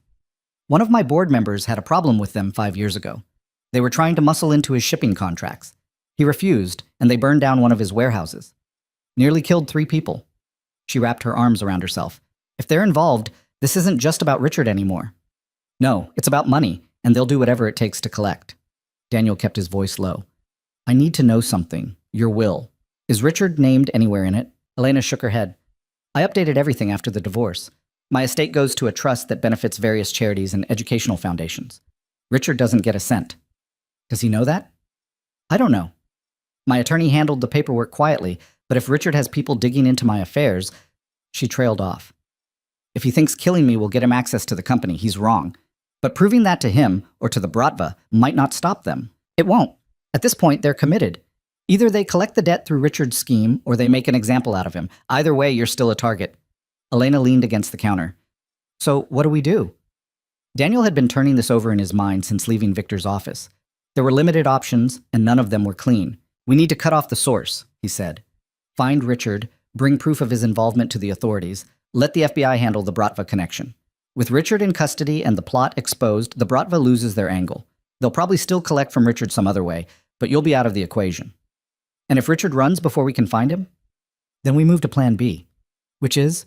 Daniel met her eyes. I handle it myself. Elena understood what he meant. He could see it in the way her expression shifted, the calculation happening behind her eyes. She was smart enough to know that handle it meant something permanent and violent. I don't want you to kill anyone because of me, she said. It's not because of you. It's because someone threatened my daughter with a bomb, and I'm not letting that stand. Daniel's voice was hard. But I'd rather do this the legal way. So let's focus on finding Richard and building a case the FBI can use. Elena nodded slowly. My attorney knows people in the federal prosecutor's office. If we can give them enough evidence, phone records, witness testimony, financial connections, they might move fast enough to make arrests. That's the plan. Which means I need access to everything you have on Richard. Old emails, financial records from the marriage, anything that shows a pattern of illegal behavior or connections to Victor. I kept copies of everything. I knew someday I might need proof of what he'd done. Elena pulled out her new secure phone. It's all in encrypted cloud storage. I can have it sent to your tech guy within the hour. Do it. And I need you to reach out to your attorney now. Explain the situation, get them to start making calls to the FBI. Tell them we have evidence of a murder-for-hire plot involving organized crime. That should get their attention. Elena started typing. What are you going to do? Find Richard. He's scared and desperate, which means he's making mistakes. I'm going to exploit those mistakes and figure out where he's hiding. He has a condo in Belltown. I can give you the address. He won't be there. Too obvious, but I'll check it anyway, see if he left anything useful behind. Daniel glanced back at Lily, who was still absorbed in her drawing. In the meantime, you and Lily stay here. Don't go anywhere, don't contact anyone I haven't cleared, and if anything feels wrong, you call me immediately. Daniel? Elena's voice stopped him as he turned to leave. Thank you for everything you're doing. I know this isn't what you signed up for. I signed up to keep you alive. This is what that takes. He paused. But you should know, once this is over, I'm going back to my regular life. Lily needs a father who comes home at night, not someone who's constantly looking over his shoulder. This job, this world, it's temporary. Something flickered across Elena's face. Disappointment, maybe, or understanding.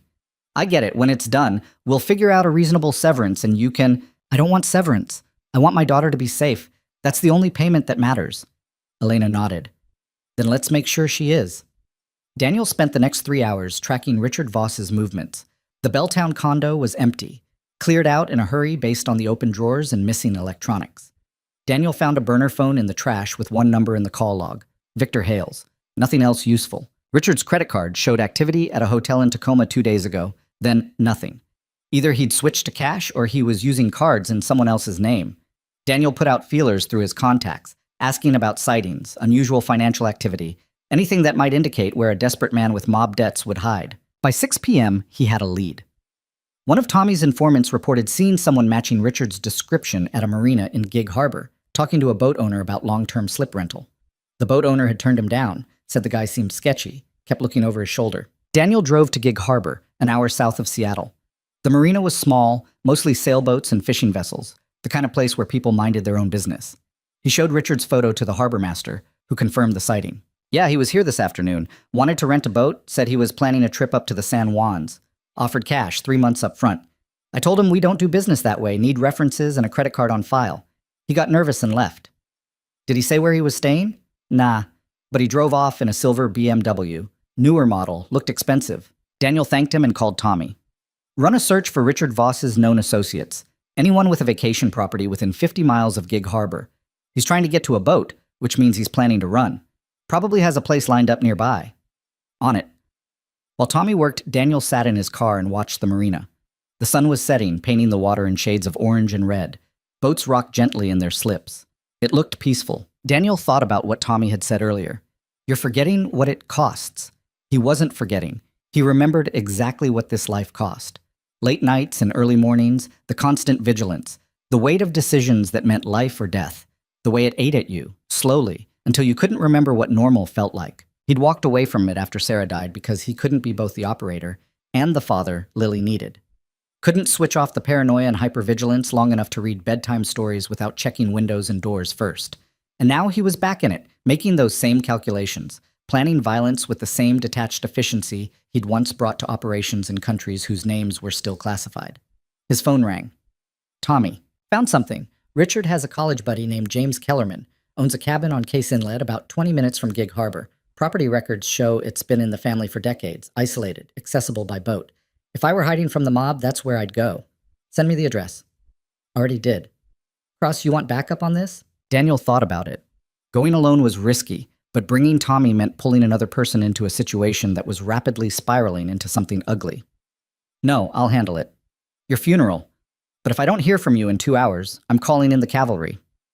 Fair enough. Daniel drove to Case Inlet as night settled over the water. The cabin was set back from the road, accessed by a narrow gravel driveway that wound through thick trees. He parked a quarter mile away and approached on foot, using the tree line for cover. The cabin had lights on. A silver BMW was parked out front, same make and model the harbor master had described. Daniel circled the property, noting exits and sight lines, then moved closer to a window. Inside, he could see Richard Voss pacing the living room, phone pressed to his ear. Even through the glass, Daniel could hear the stress in his voice. I don't care what Victor said, I need more time, Richard was saying. 2 days isn't enough to arrange the transfer, the documentation. He stopped, listening. No, please, just give me a week. 1 week, and I'll have everything liquidated, I swear. Daniel couldn't hear the response, but Richard's face went gray. I understand. Yes, I'll make it happen. He ended the call and threw the phone across the room, where it shattered against the wall. Daniel pulled back from the window and called Elena. I found him, he said quietly. Case Inlet, hiding in a friend's cabin. He's scared talking to someone about liquidating assets. Probably the Bratva.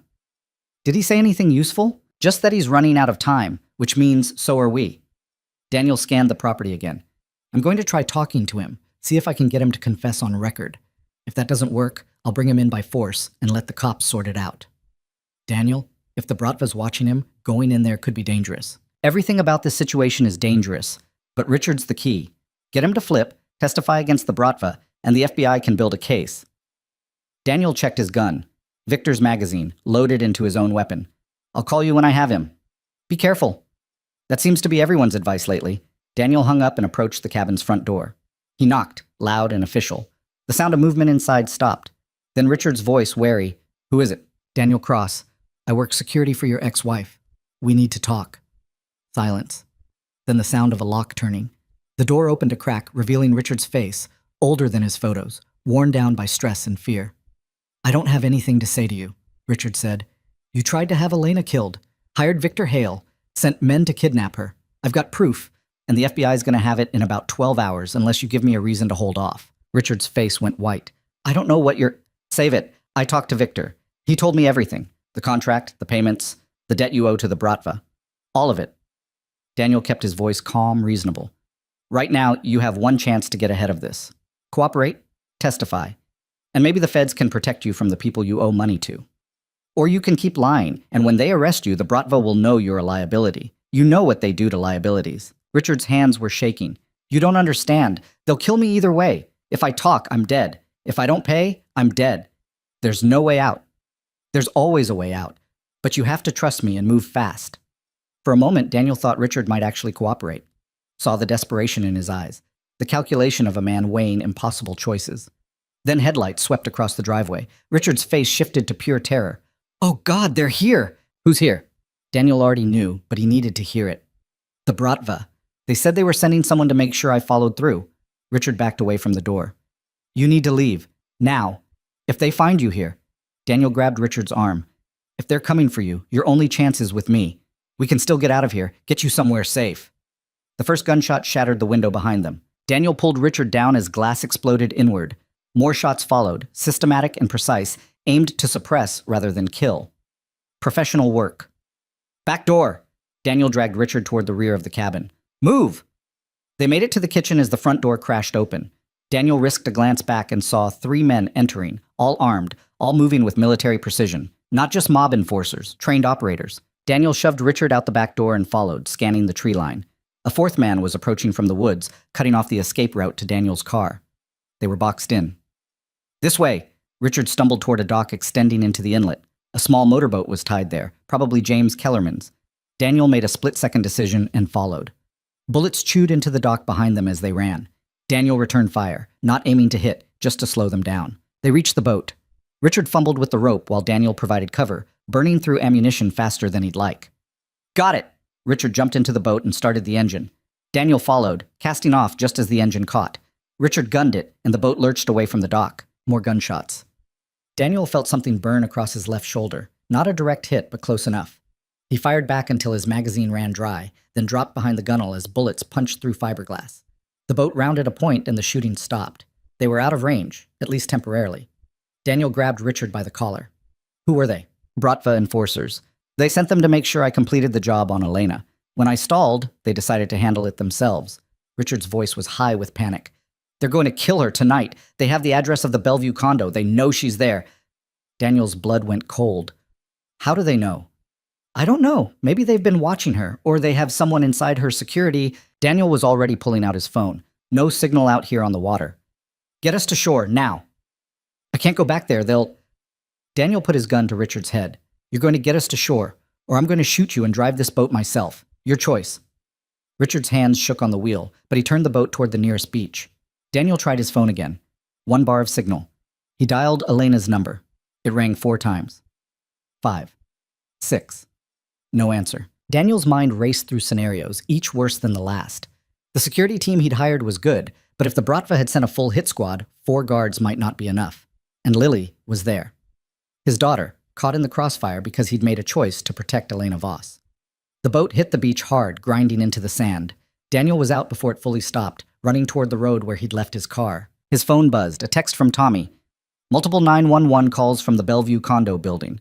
Reports of shots fired, 6th floor. Daniel ran faster, his shoulder bleeding and his chest burning.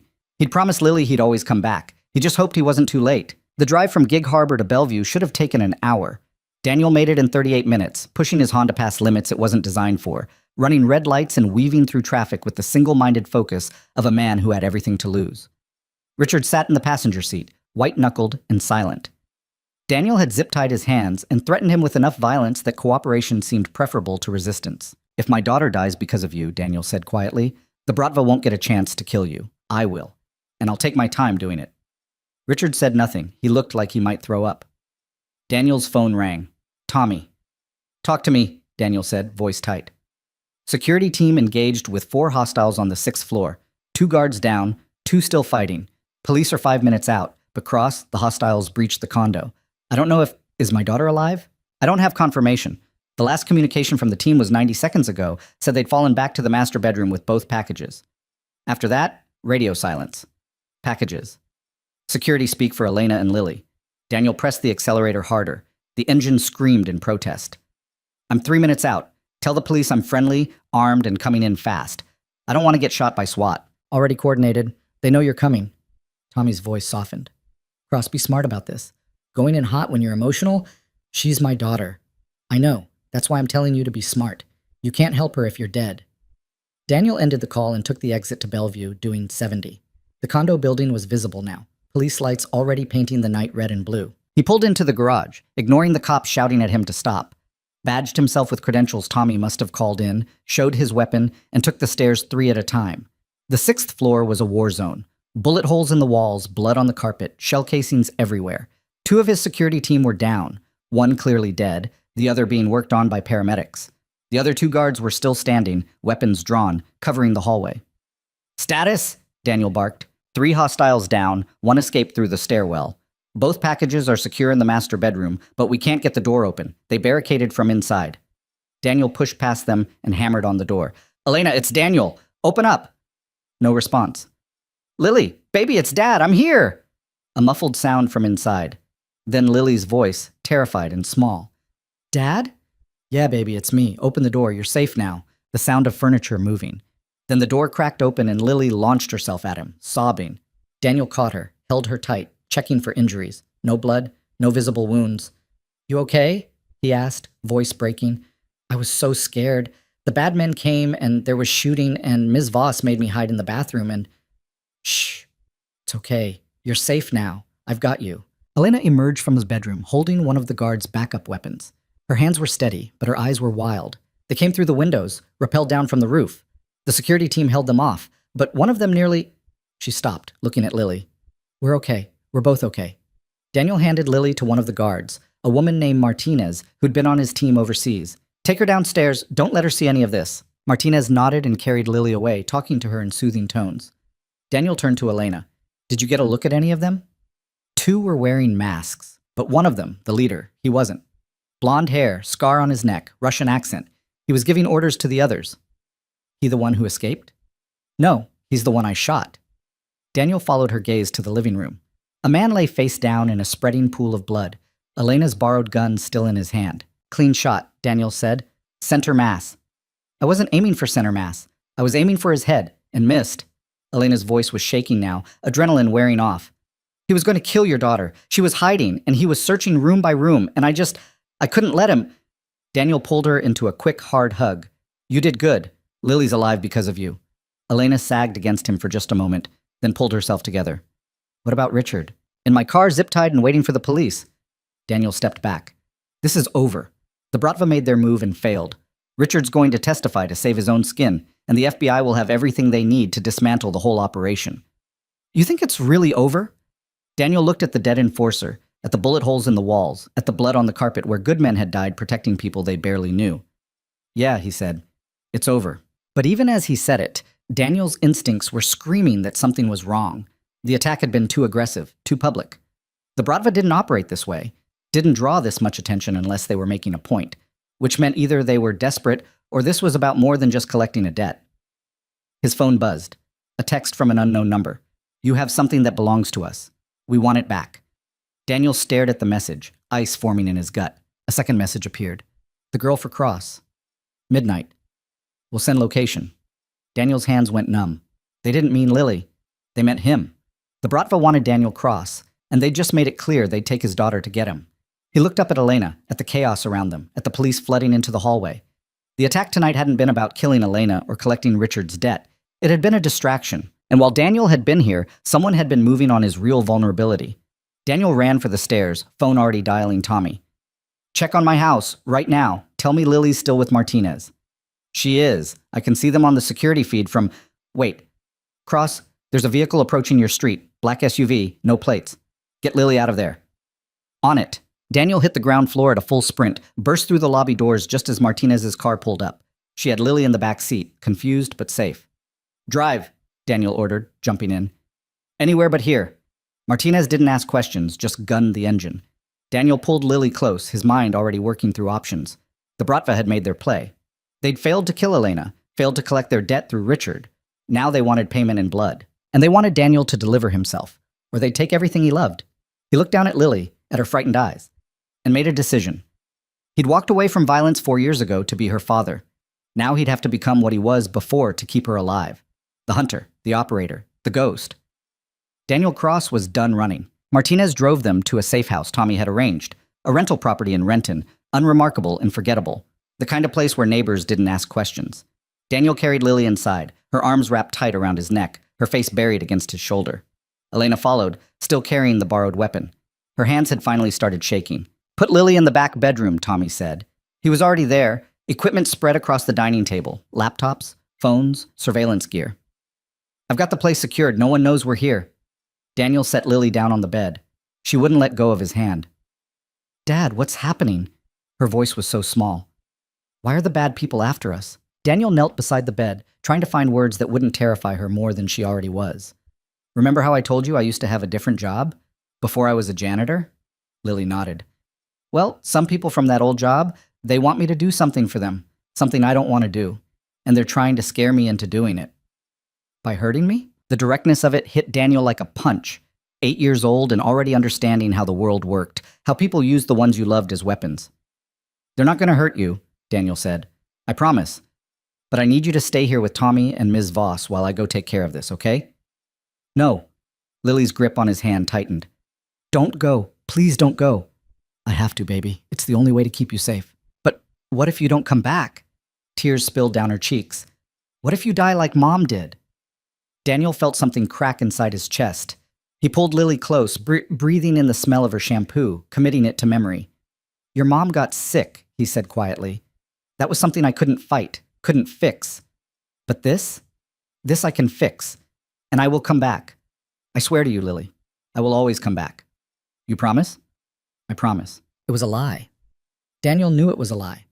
The Bratva wanted him dead, and walking into their trap meant accepting that he might not walk out.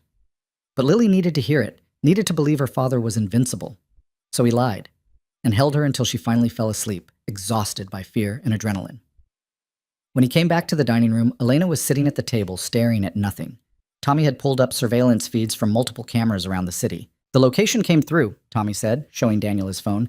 Abandoned warehouse in Georgetown. Classic setup. One way in, multiple positions for snipers. 0 cover. How many are we looking at? Unknown. But based on the attack pattern tonight, I'd estimate at least 6 operators, maybe more. All trained, all armed, all very serious about killing you. Daniel studied the warehouse layout on Tommy's laptop. What about police presence? FBI? I reached out to my contact in organized crime. They want to move on this, but they need time to get a team in place, coordinate with SWAT. Earliest they can be ready is 0400. The meet's at midnight, 4 hours before the FBI shows up. Daniel sat down, mind working through scenarios. They're not stupid. They'll have counter-surveillance, spotters watching for law enforcement. If the FBI tries to set up early, the Bratva will know. So what's the play? Tommy asked. Daniel looked at Elena. She'd been quiet since they arrived, processing everything that had happened. The play is I go in alone, keep them talking until the FBI can get into position. That's suicide, Elena said flatly. You walk in there alone, they'll kill you immediately. Not if they think I'm cooperating. Not if I give them something they want. Like what? Daniel pulled out his phone and opened the photo he'd taken of Richard's financial records. Like proof that Richard Voss embezzled Bratva money and hid it in offshore accounts. Information they can use to recover their $40 million without having to liquidate your company. Tommy frowned. Did Richard actually embezzle their money? No. But they don't know that. And if I can convince them there's a way to get paid without killing anyone, they might take it. Daniel looked at Elena. I need you to create false documentation, bank transfers, account numbers, something that looks legitimate enough to buy me time. I can do that, Elena said. But Daniel, even if you buy time, you're still walking into a building full of people who want you dead. How do you plan to survive that? I don't. The words hung in the air. Tommy stood up abruptly. Cross, that's not... I'm not planning to die, Daniel interrupted, but I'm also not planning to fight my way out. This isn't about winning. It's about creating enough chaos and delay that the FBI can move in and end this properly. Legal, clean, with everyone who deserves it going to prison. And if the FBI doesn't get there in time, Daniel met Tommy's eyes. Then you make sure Lily gets somewhere safe. You raise her. You tell her I loved her more than anything in this world. Don't do this, man. There's got to be another way. There isn't. We've tried everything else. Richard's in custody, but he's only a piece of the puzzle. The Bratva's still out there, still dangerous, still willing to hurt my daughter to get to me. This ends tonight, one way or another. Elena pushed back from the table and walked to the window, arms wrapped around herself. 4 years ago, you walked away from this life to be a father. Now you're walking back into it to die. That's not heroic, Daniel. That's just sad. I'm not trying to be heroic. I'm trying to keep my daughter alive. By sacrificing yourself? What kind of lesson does that teach her? That the people you love are worth dying for but not worth living for? The words hit harder than Daniel expected.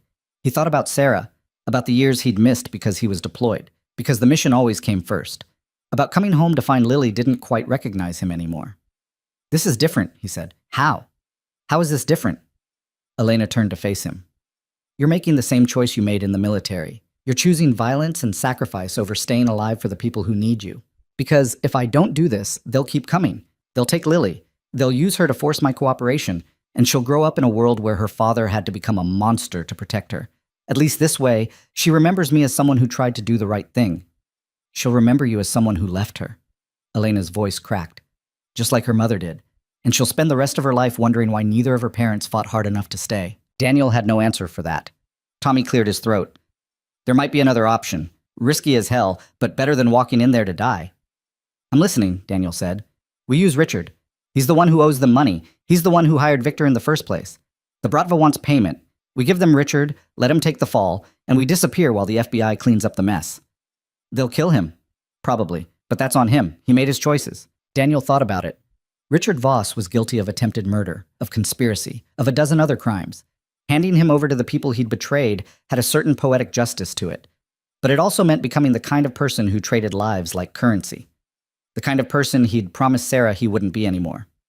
No, Daniel said. We do this the right way. I go in, I buy time, the FBI moves in, no one else dies. You're not listening, Elena said, her voice sharp with frustration. I didn't hire you to be a martyr.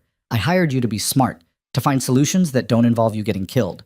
So stop with the noble sacrifice routine and think. I am thinking. I've run every scenario, every option, and they all end the same way. Either I give myself up and hope the FBI gets there in time, or we run and spend the rest of our lives looking over our shoulders. Those are the only choices. Then pick the one where you survive. Elena's composure finally broke.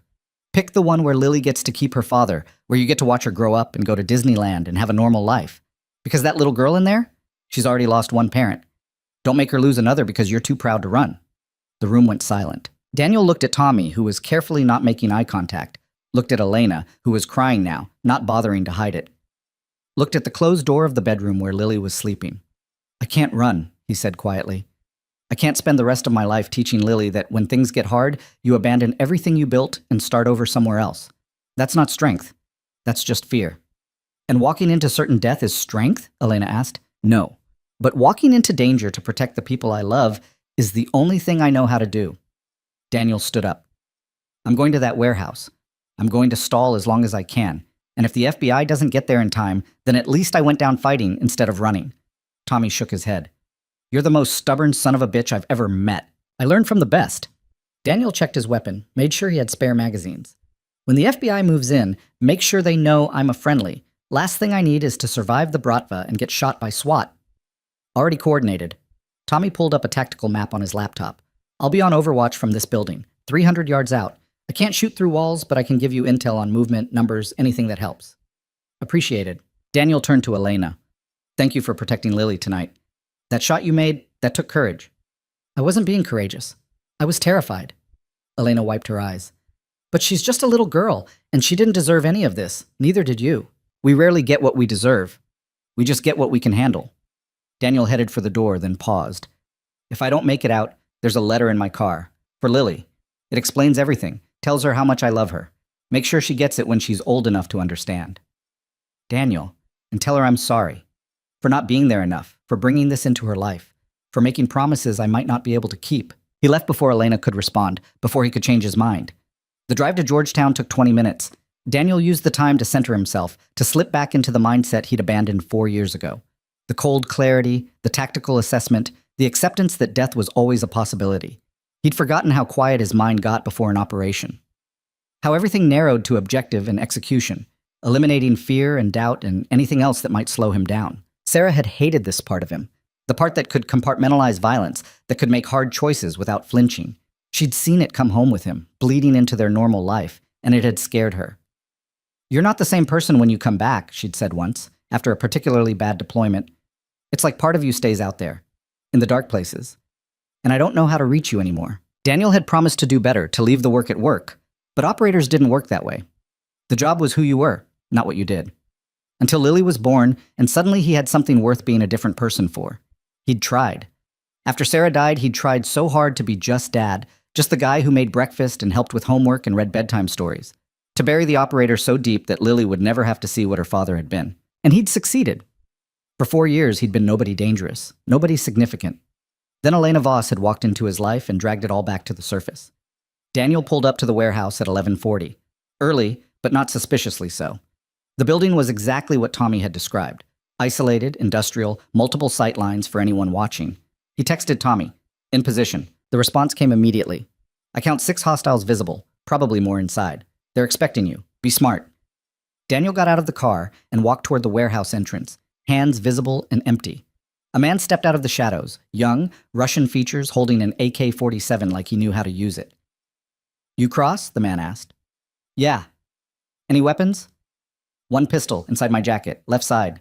The man patted him down, removed the gun, checked for wires or recording devices. Found nothing because Daniel wasn't wearing any.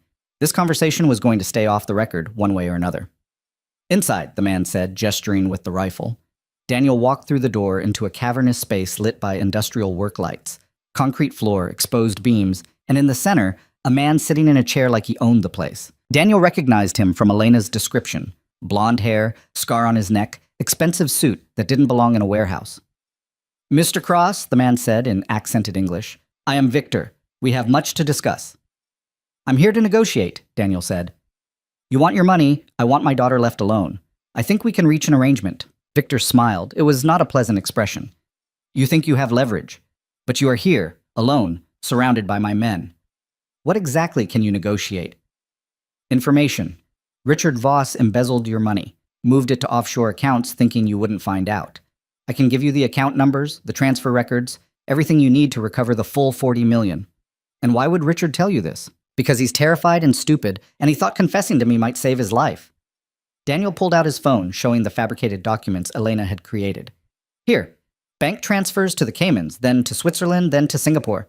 The money's still there. You can get it back if you move fast." Victor studied the documents, his expression unreadable.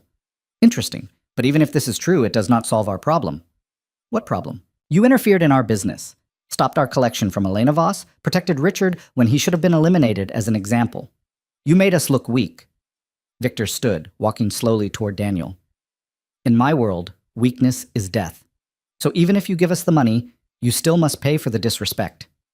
Daniel had expected this. "Then let's talk about payment. What would it take to settle the debt and let me walk away?" "There is no walking away," Victor said, "but I will offer you a choice. You work for us. Use your skills to handle problems like the good soldier you used to be. Do this, and your daughter lives."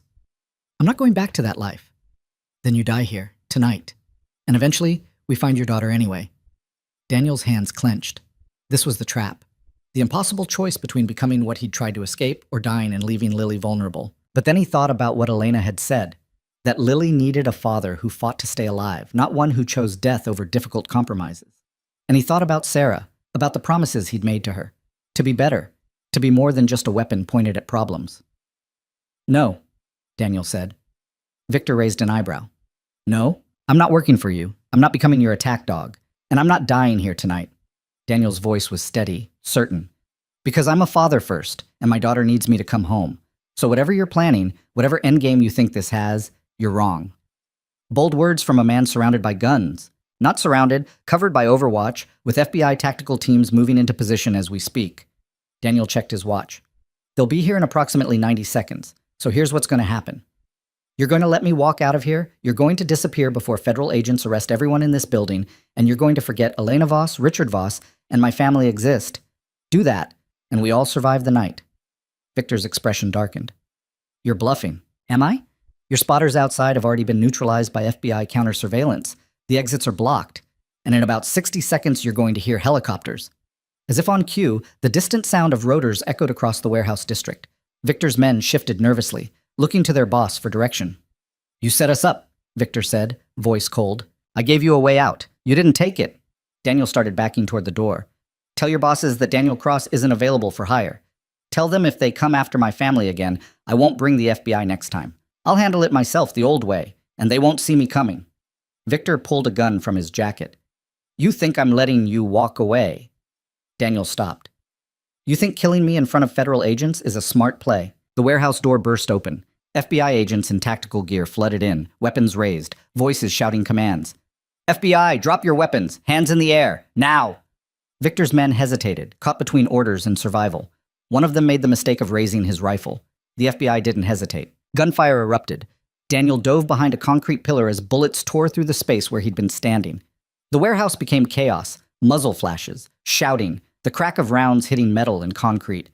Daniel stayed down, covering his head. This was the FBI's fight now. His job was to survive it.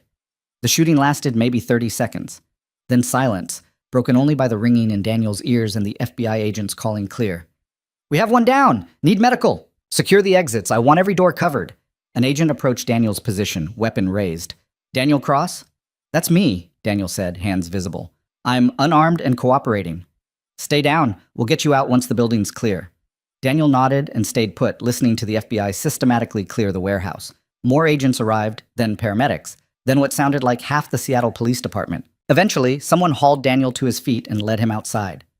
The warehouse was surrounded. FBI vehicles, police cars, ambulances, helicopters overhead painting everything in harsh white light. Tommy was there, talking to what looked like a senior FBI agent. He saw Daniel and nodded once. Message received. Lily was safe. Elena arrived 20 minutes later, having left Lily with Martinez. She pushed through the police cordon and grabbed Daniel's arm. Are you okay? She asked. I'm alive. Daniel's legs felt unsteady. The adrenaline was wearing off, leaving exhaustion in its wake. Victor? Dead. He tried to shoot it out with the FBI. 3 of his men are in custody, 2 more dead. They're calling it a major win against the Bratva's Seattle operations. And Richard? Singing like a canary. He gave them everything, names, bank accounts, recordings of conversations with Victor. The federal prosecutor says it's enough to bring RICO charges against the entire organization. Daniel sat down on the bumper of an ambulance, suddenly unable to stand. It's really over. Yeah, Elena said, sitting next to him. It's really over. They sat in silence, watching the controlled chaos of a major federal operation. EMTs worked on wounded agents. Evidence techs photographed the scene. Somewhere, someone was reading Victor's men their rights. I should go get Lily, Daniel said eventually. She's probably scared. Martinez texted, Lily's asleep. She said to take your time. Elena looked at him. You did good tonight. You made the hard choice and it worked out. I almost got myself killed. But you didn't. You came home. That's what matters. Elena's voice was quiet. Lily told me earlier, while you were gone, that her dad always keeps his promises. She was so sure you'd come back. That kind of faith, that's something you earn. Don't waste it. Daniel thought about Lily's face when he'd left, the way she'd begged him not to go. I don't know how to do this. Be what she needs and still handle situations like tonight. You figure it out, one day at a time. Elena stood, offered him a hand. Come on, let's go get your daughter and take her home. Daniel let Elena pull him to his feet. His shoulder hurt where the bullet had grazed him. His entire body ached from stress and fighting and diving behind concrete pillars. But Lily was safe. Elena was safe. The Bratva was broken. Richard was going to prison, and for the first time in a week, Daniel could breathe without constantly scanning for threats. They drove back to the safe house in Elena's car. Daniel dozed in the passenger seat, too exhausted to stay awake. When they arrived, Lily was sitting at the kitchen table with Martinez, coloring a picture of what might have been a dragon or possibly a very optimistic cat. Dad! She dropped the crayon and ran to him. Daniel caught her, held her tight. Hey, kiddo, sorry it took so long. But you came back. You promised, and you came back. Always. Daniel kissed the top of her head. Always. Martinez gathered her gear and left quietly. Tommy was already gone, having headed back to his own family. It was just Daniel, Lily, and Elena in the safe house, exhaustion settling over all of them. "Can we go home now?" Lily asked. "Tomorrow," Daniel said. "Tonight we sleep here. But tomorrow, we go home, and everything goes back to normal." "What's normal?" Daniel looked at Elena, then back at his daughter. "I guess we're figuring that out." 3 weeks later, Daniel stood in Elena's office, the real one, at Voss Industries headquarters. Not a conference room or a safe house or a warehouse full of Russian mobsters. "So the FBI finished their investigation," Elena said, sitting behind her massive desk. "Richard's looking at 20 years minimum, no possibility of parole. Victor's organization is dismantled. The Bratva's retreating from Seattle entirely. Too much heat." "Good," Daniel said. "And you're sure about this?" "About the job?" Daniel looked at the contract on the desk. Not security chief, not bodyguard. Director of Corporate Safety and Risk Management. Salary $300,000 a year, normal hours, comprehensive benefits, and a very specific clause that said he could never be asked to carry a weapon or engage in violent action on behalf of the company. "I'm sure," he said. "You need someone who understands threats, who can assess risk and build systems that prevent problems instead of just reacting to them. That's something I can do without becoming who I used to be." Elena signed the contract and slid it across the desk. "Then welcome to Voss Industries, Mr. Cross. When can you start?" "Monday. Lily's soccer season ends Saturday, and I promised her we'd celebrate with pizza and a movie." "Priorities." Elena smiled. "I like it." Daniel signed his name and stood to leave, then paused. "Thank you. For what you did that night. For protecting Lily when I couldn't. She protected me too, in a way. Reminded me what actually matters." Elena came around the desk. "You know, when I hired you, I thought I was buying security. Turns out I got something better." "What's that?" "A reminder that being strong doesn't mean doing everything alone. That asking for help isn't weakness." She extended her hand. "So thank you for trusting me enough to let me help." Daniel shook her hand, then surprised himself by pulling her into a brief hug. "You did more than help. You saved my daughter's life. That's a debt I can't repay." "Then don't try. Just be a good father and live a life she can be proud of. That's payment enough." Daniel left the office feeling lighter than he had in years. The elevator ride down felt like descending from one life into another, leaving behind the violence and fear and constant vigilance. Outside, Seattle was having one of its rare sunny days. Daniel walked to his car, not the old Honda, which had been destroyed by forensic teams looking for evidence, but a newer model Elena had arranged through the company. Not flashy, just reliable. He drove to Lily's school and waited in the pickup line with all the other parents. When she came running out, backpack bouncing, face split in a huge grin, Daniel felt something settle in his chest.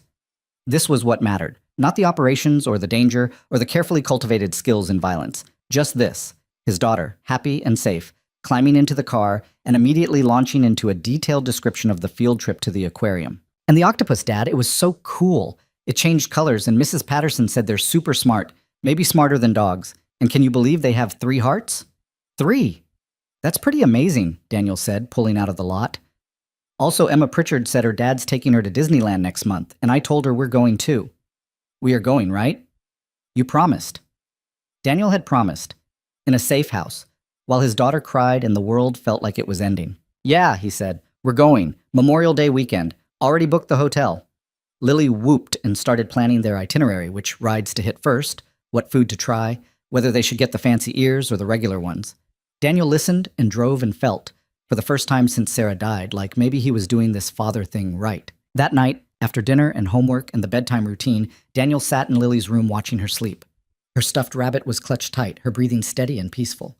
He thought about the letter he'd written, the one sitting in his car that night, explaining everything to a daughter who might have lost both parents by age 8.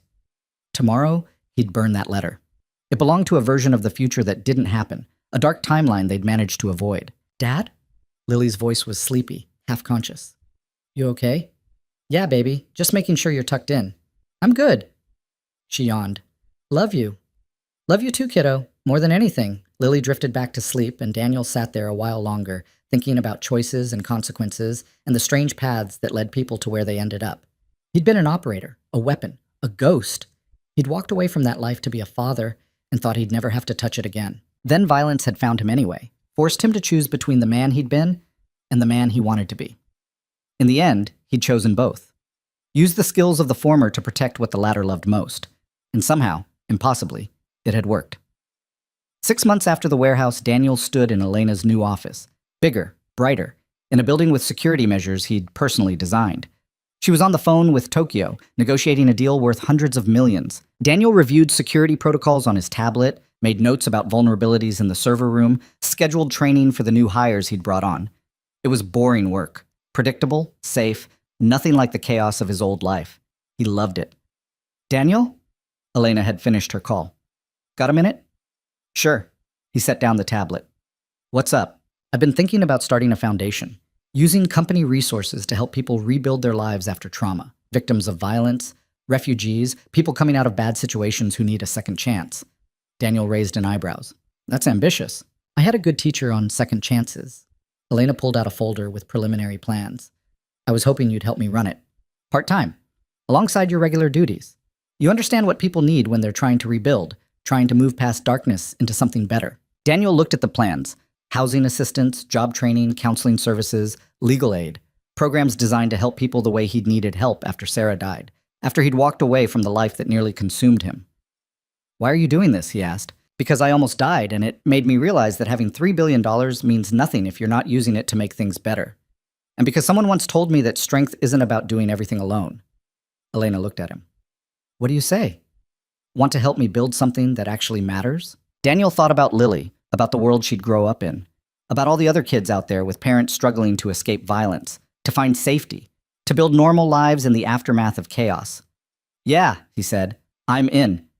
They spent the next hour planning, Elena's business acumen combining with Daniel's understanding of what people actually needed.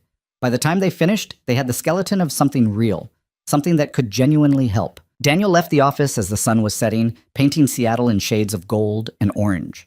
He picked up Lily from soccer practice, listened to her excited chatter about the goal she'd almost scored, drove home to the house they'd reclaimed after the FBI finished their investigation. Over dinner, spaghetti that Lily insisted on making herself, which meant sauce everywhere and noodles slightly overcooked. Daniel told her about the foundation. So Ms. Voss and I are going to help people who've been through hard times, he explained. Give them support while they rebuild their lives. Like how you rebuilt our life after Mom died, Lily asked. Yeah, like that. Lily considered this seriously. That's good. Everyone should get to rebuild.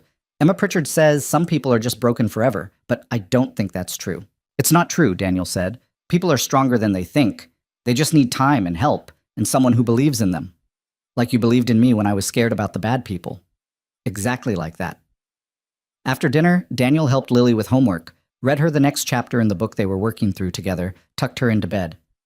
Dad? She said as he was turning off the light. Are you happy? The question surprised him. Yeah, kiddo, I am. Why? You smile more now, and you don't check the windows as much. Lily yawned. I like it when you're happy. Daniel kissed her forehead. Me too, baby. Me too. He went to his own room and pulled out the photo he kept on his nightstand. Sarah, holding newborn Lily, both of them looking at the camera with identical expressions of joy and exhaustion. I think I'm finally figuring it out, Daniel said to the photo, like he sometimes did late at night. How to be what she needs without losing myself. How to live with what I was while becoming something better. The photo didn't answer, of course, but Daniel could almost hear Sarah's voice anyway, telling him he was overthinking it, that the fact he cared this much meant he was already doing okay. He set the photo down and got ready for bed, thinking about tomorrow. About the foundation he'd helped build with Elena, about Lily's soccer game on Saturday, about the quiet, normal life he'd fought so hard to protect.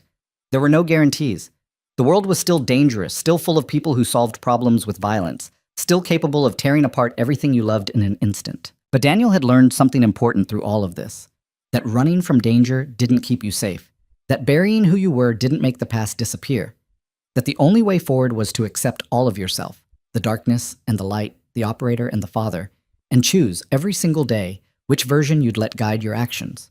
He'd been a soldier, a weapon, a ghost in the shadows. Then he'd been a janitor, invisible and forgotten, trying to disappear into normalcy. Now he was something else. A father, yes, always that first, but also someone who understood violence well enough to prevent it, who'd seen darkness and chosen to build light instead. The foundation would help people. The security work would keep Elena and her company safe. And most importantly, Lily would grow up with a father who was present, engaged, and brave enough to choose life over death. Daniel turned off the lamp and lay in the dark, listening to the quiet sounds of his house. The hum of the refrigerator, the distant traffic, the soft rhythm of Lily's breathing from down the hall. This was peace. Hard-won, fragile, precious beyond measure. And Daniel Cross, former ghost operative turned janitor, turned security director turned father, intended to protect it with everything he had. Not through violence this time. Through simply living well, loving fiercely, and showing his daughter that even people with dark pasts could build bright futures. That broken things could be mended. That promises made in fear could be kept through courage. And that coming home, always coming home, was the greatest victory of all. Outside, Seattle's lights glittered against the darkness. Inside, a father and daughter slept soundly, safe in the knowledge that the monsters had been defeated and tomorrow would bring soccer games, homework, laughter, and the simple joy of being together. It wasn't the ending Daniel had planned 4 years ago when he walked away from his old life. It was better.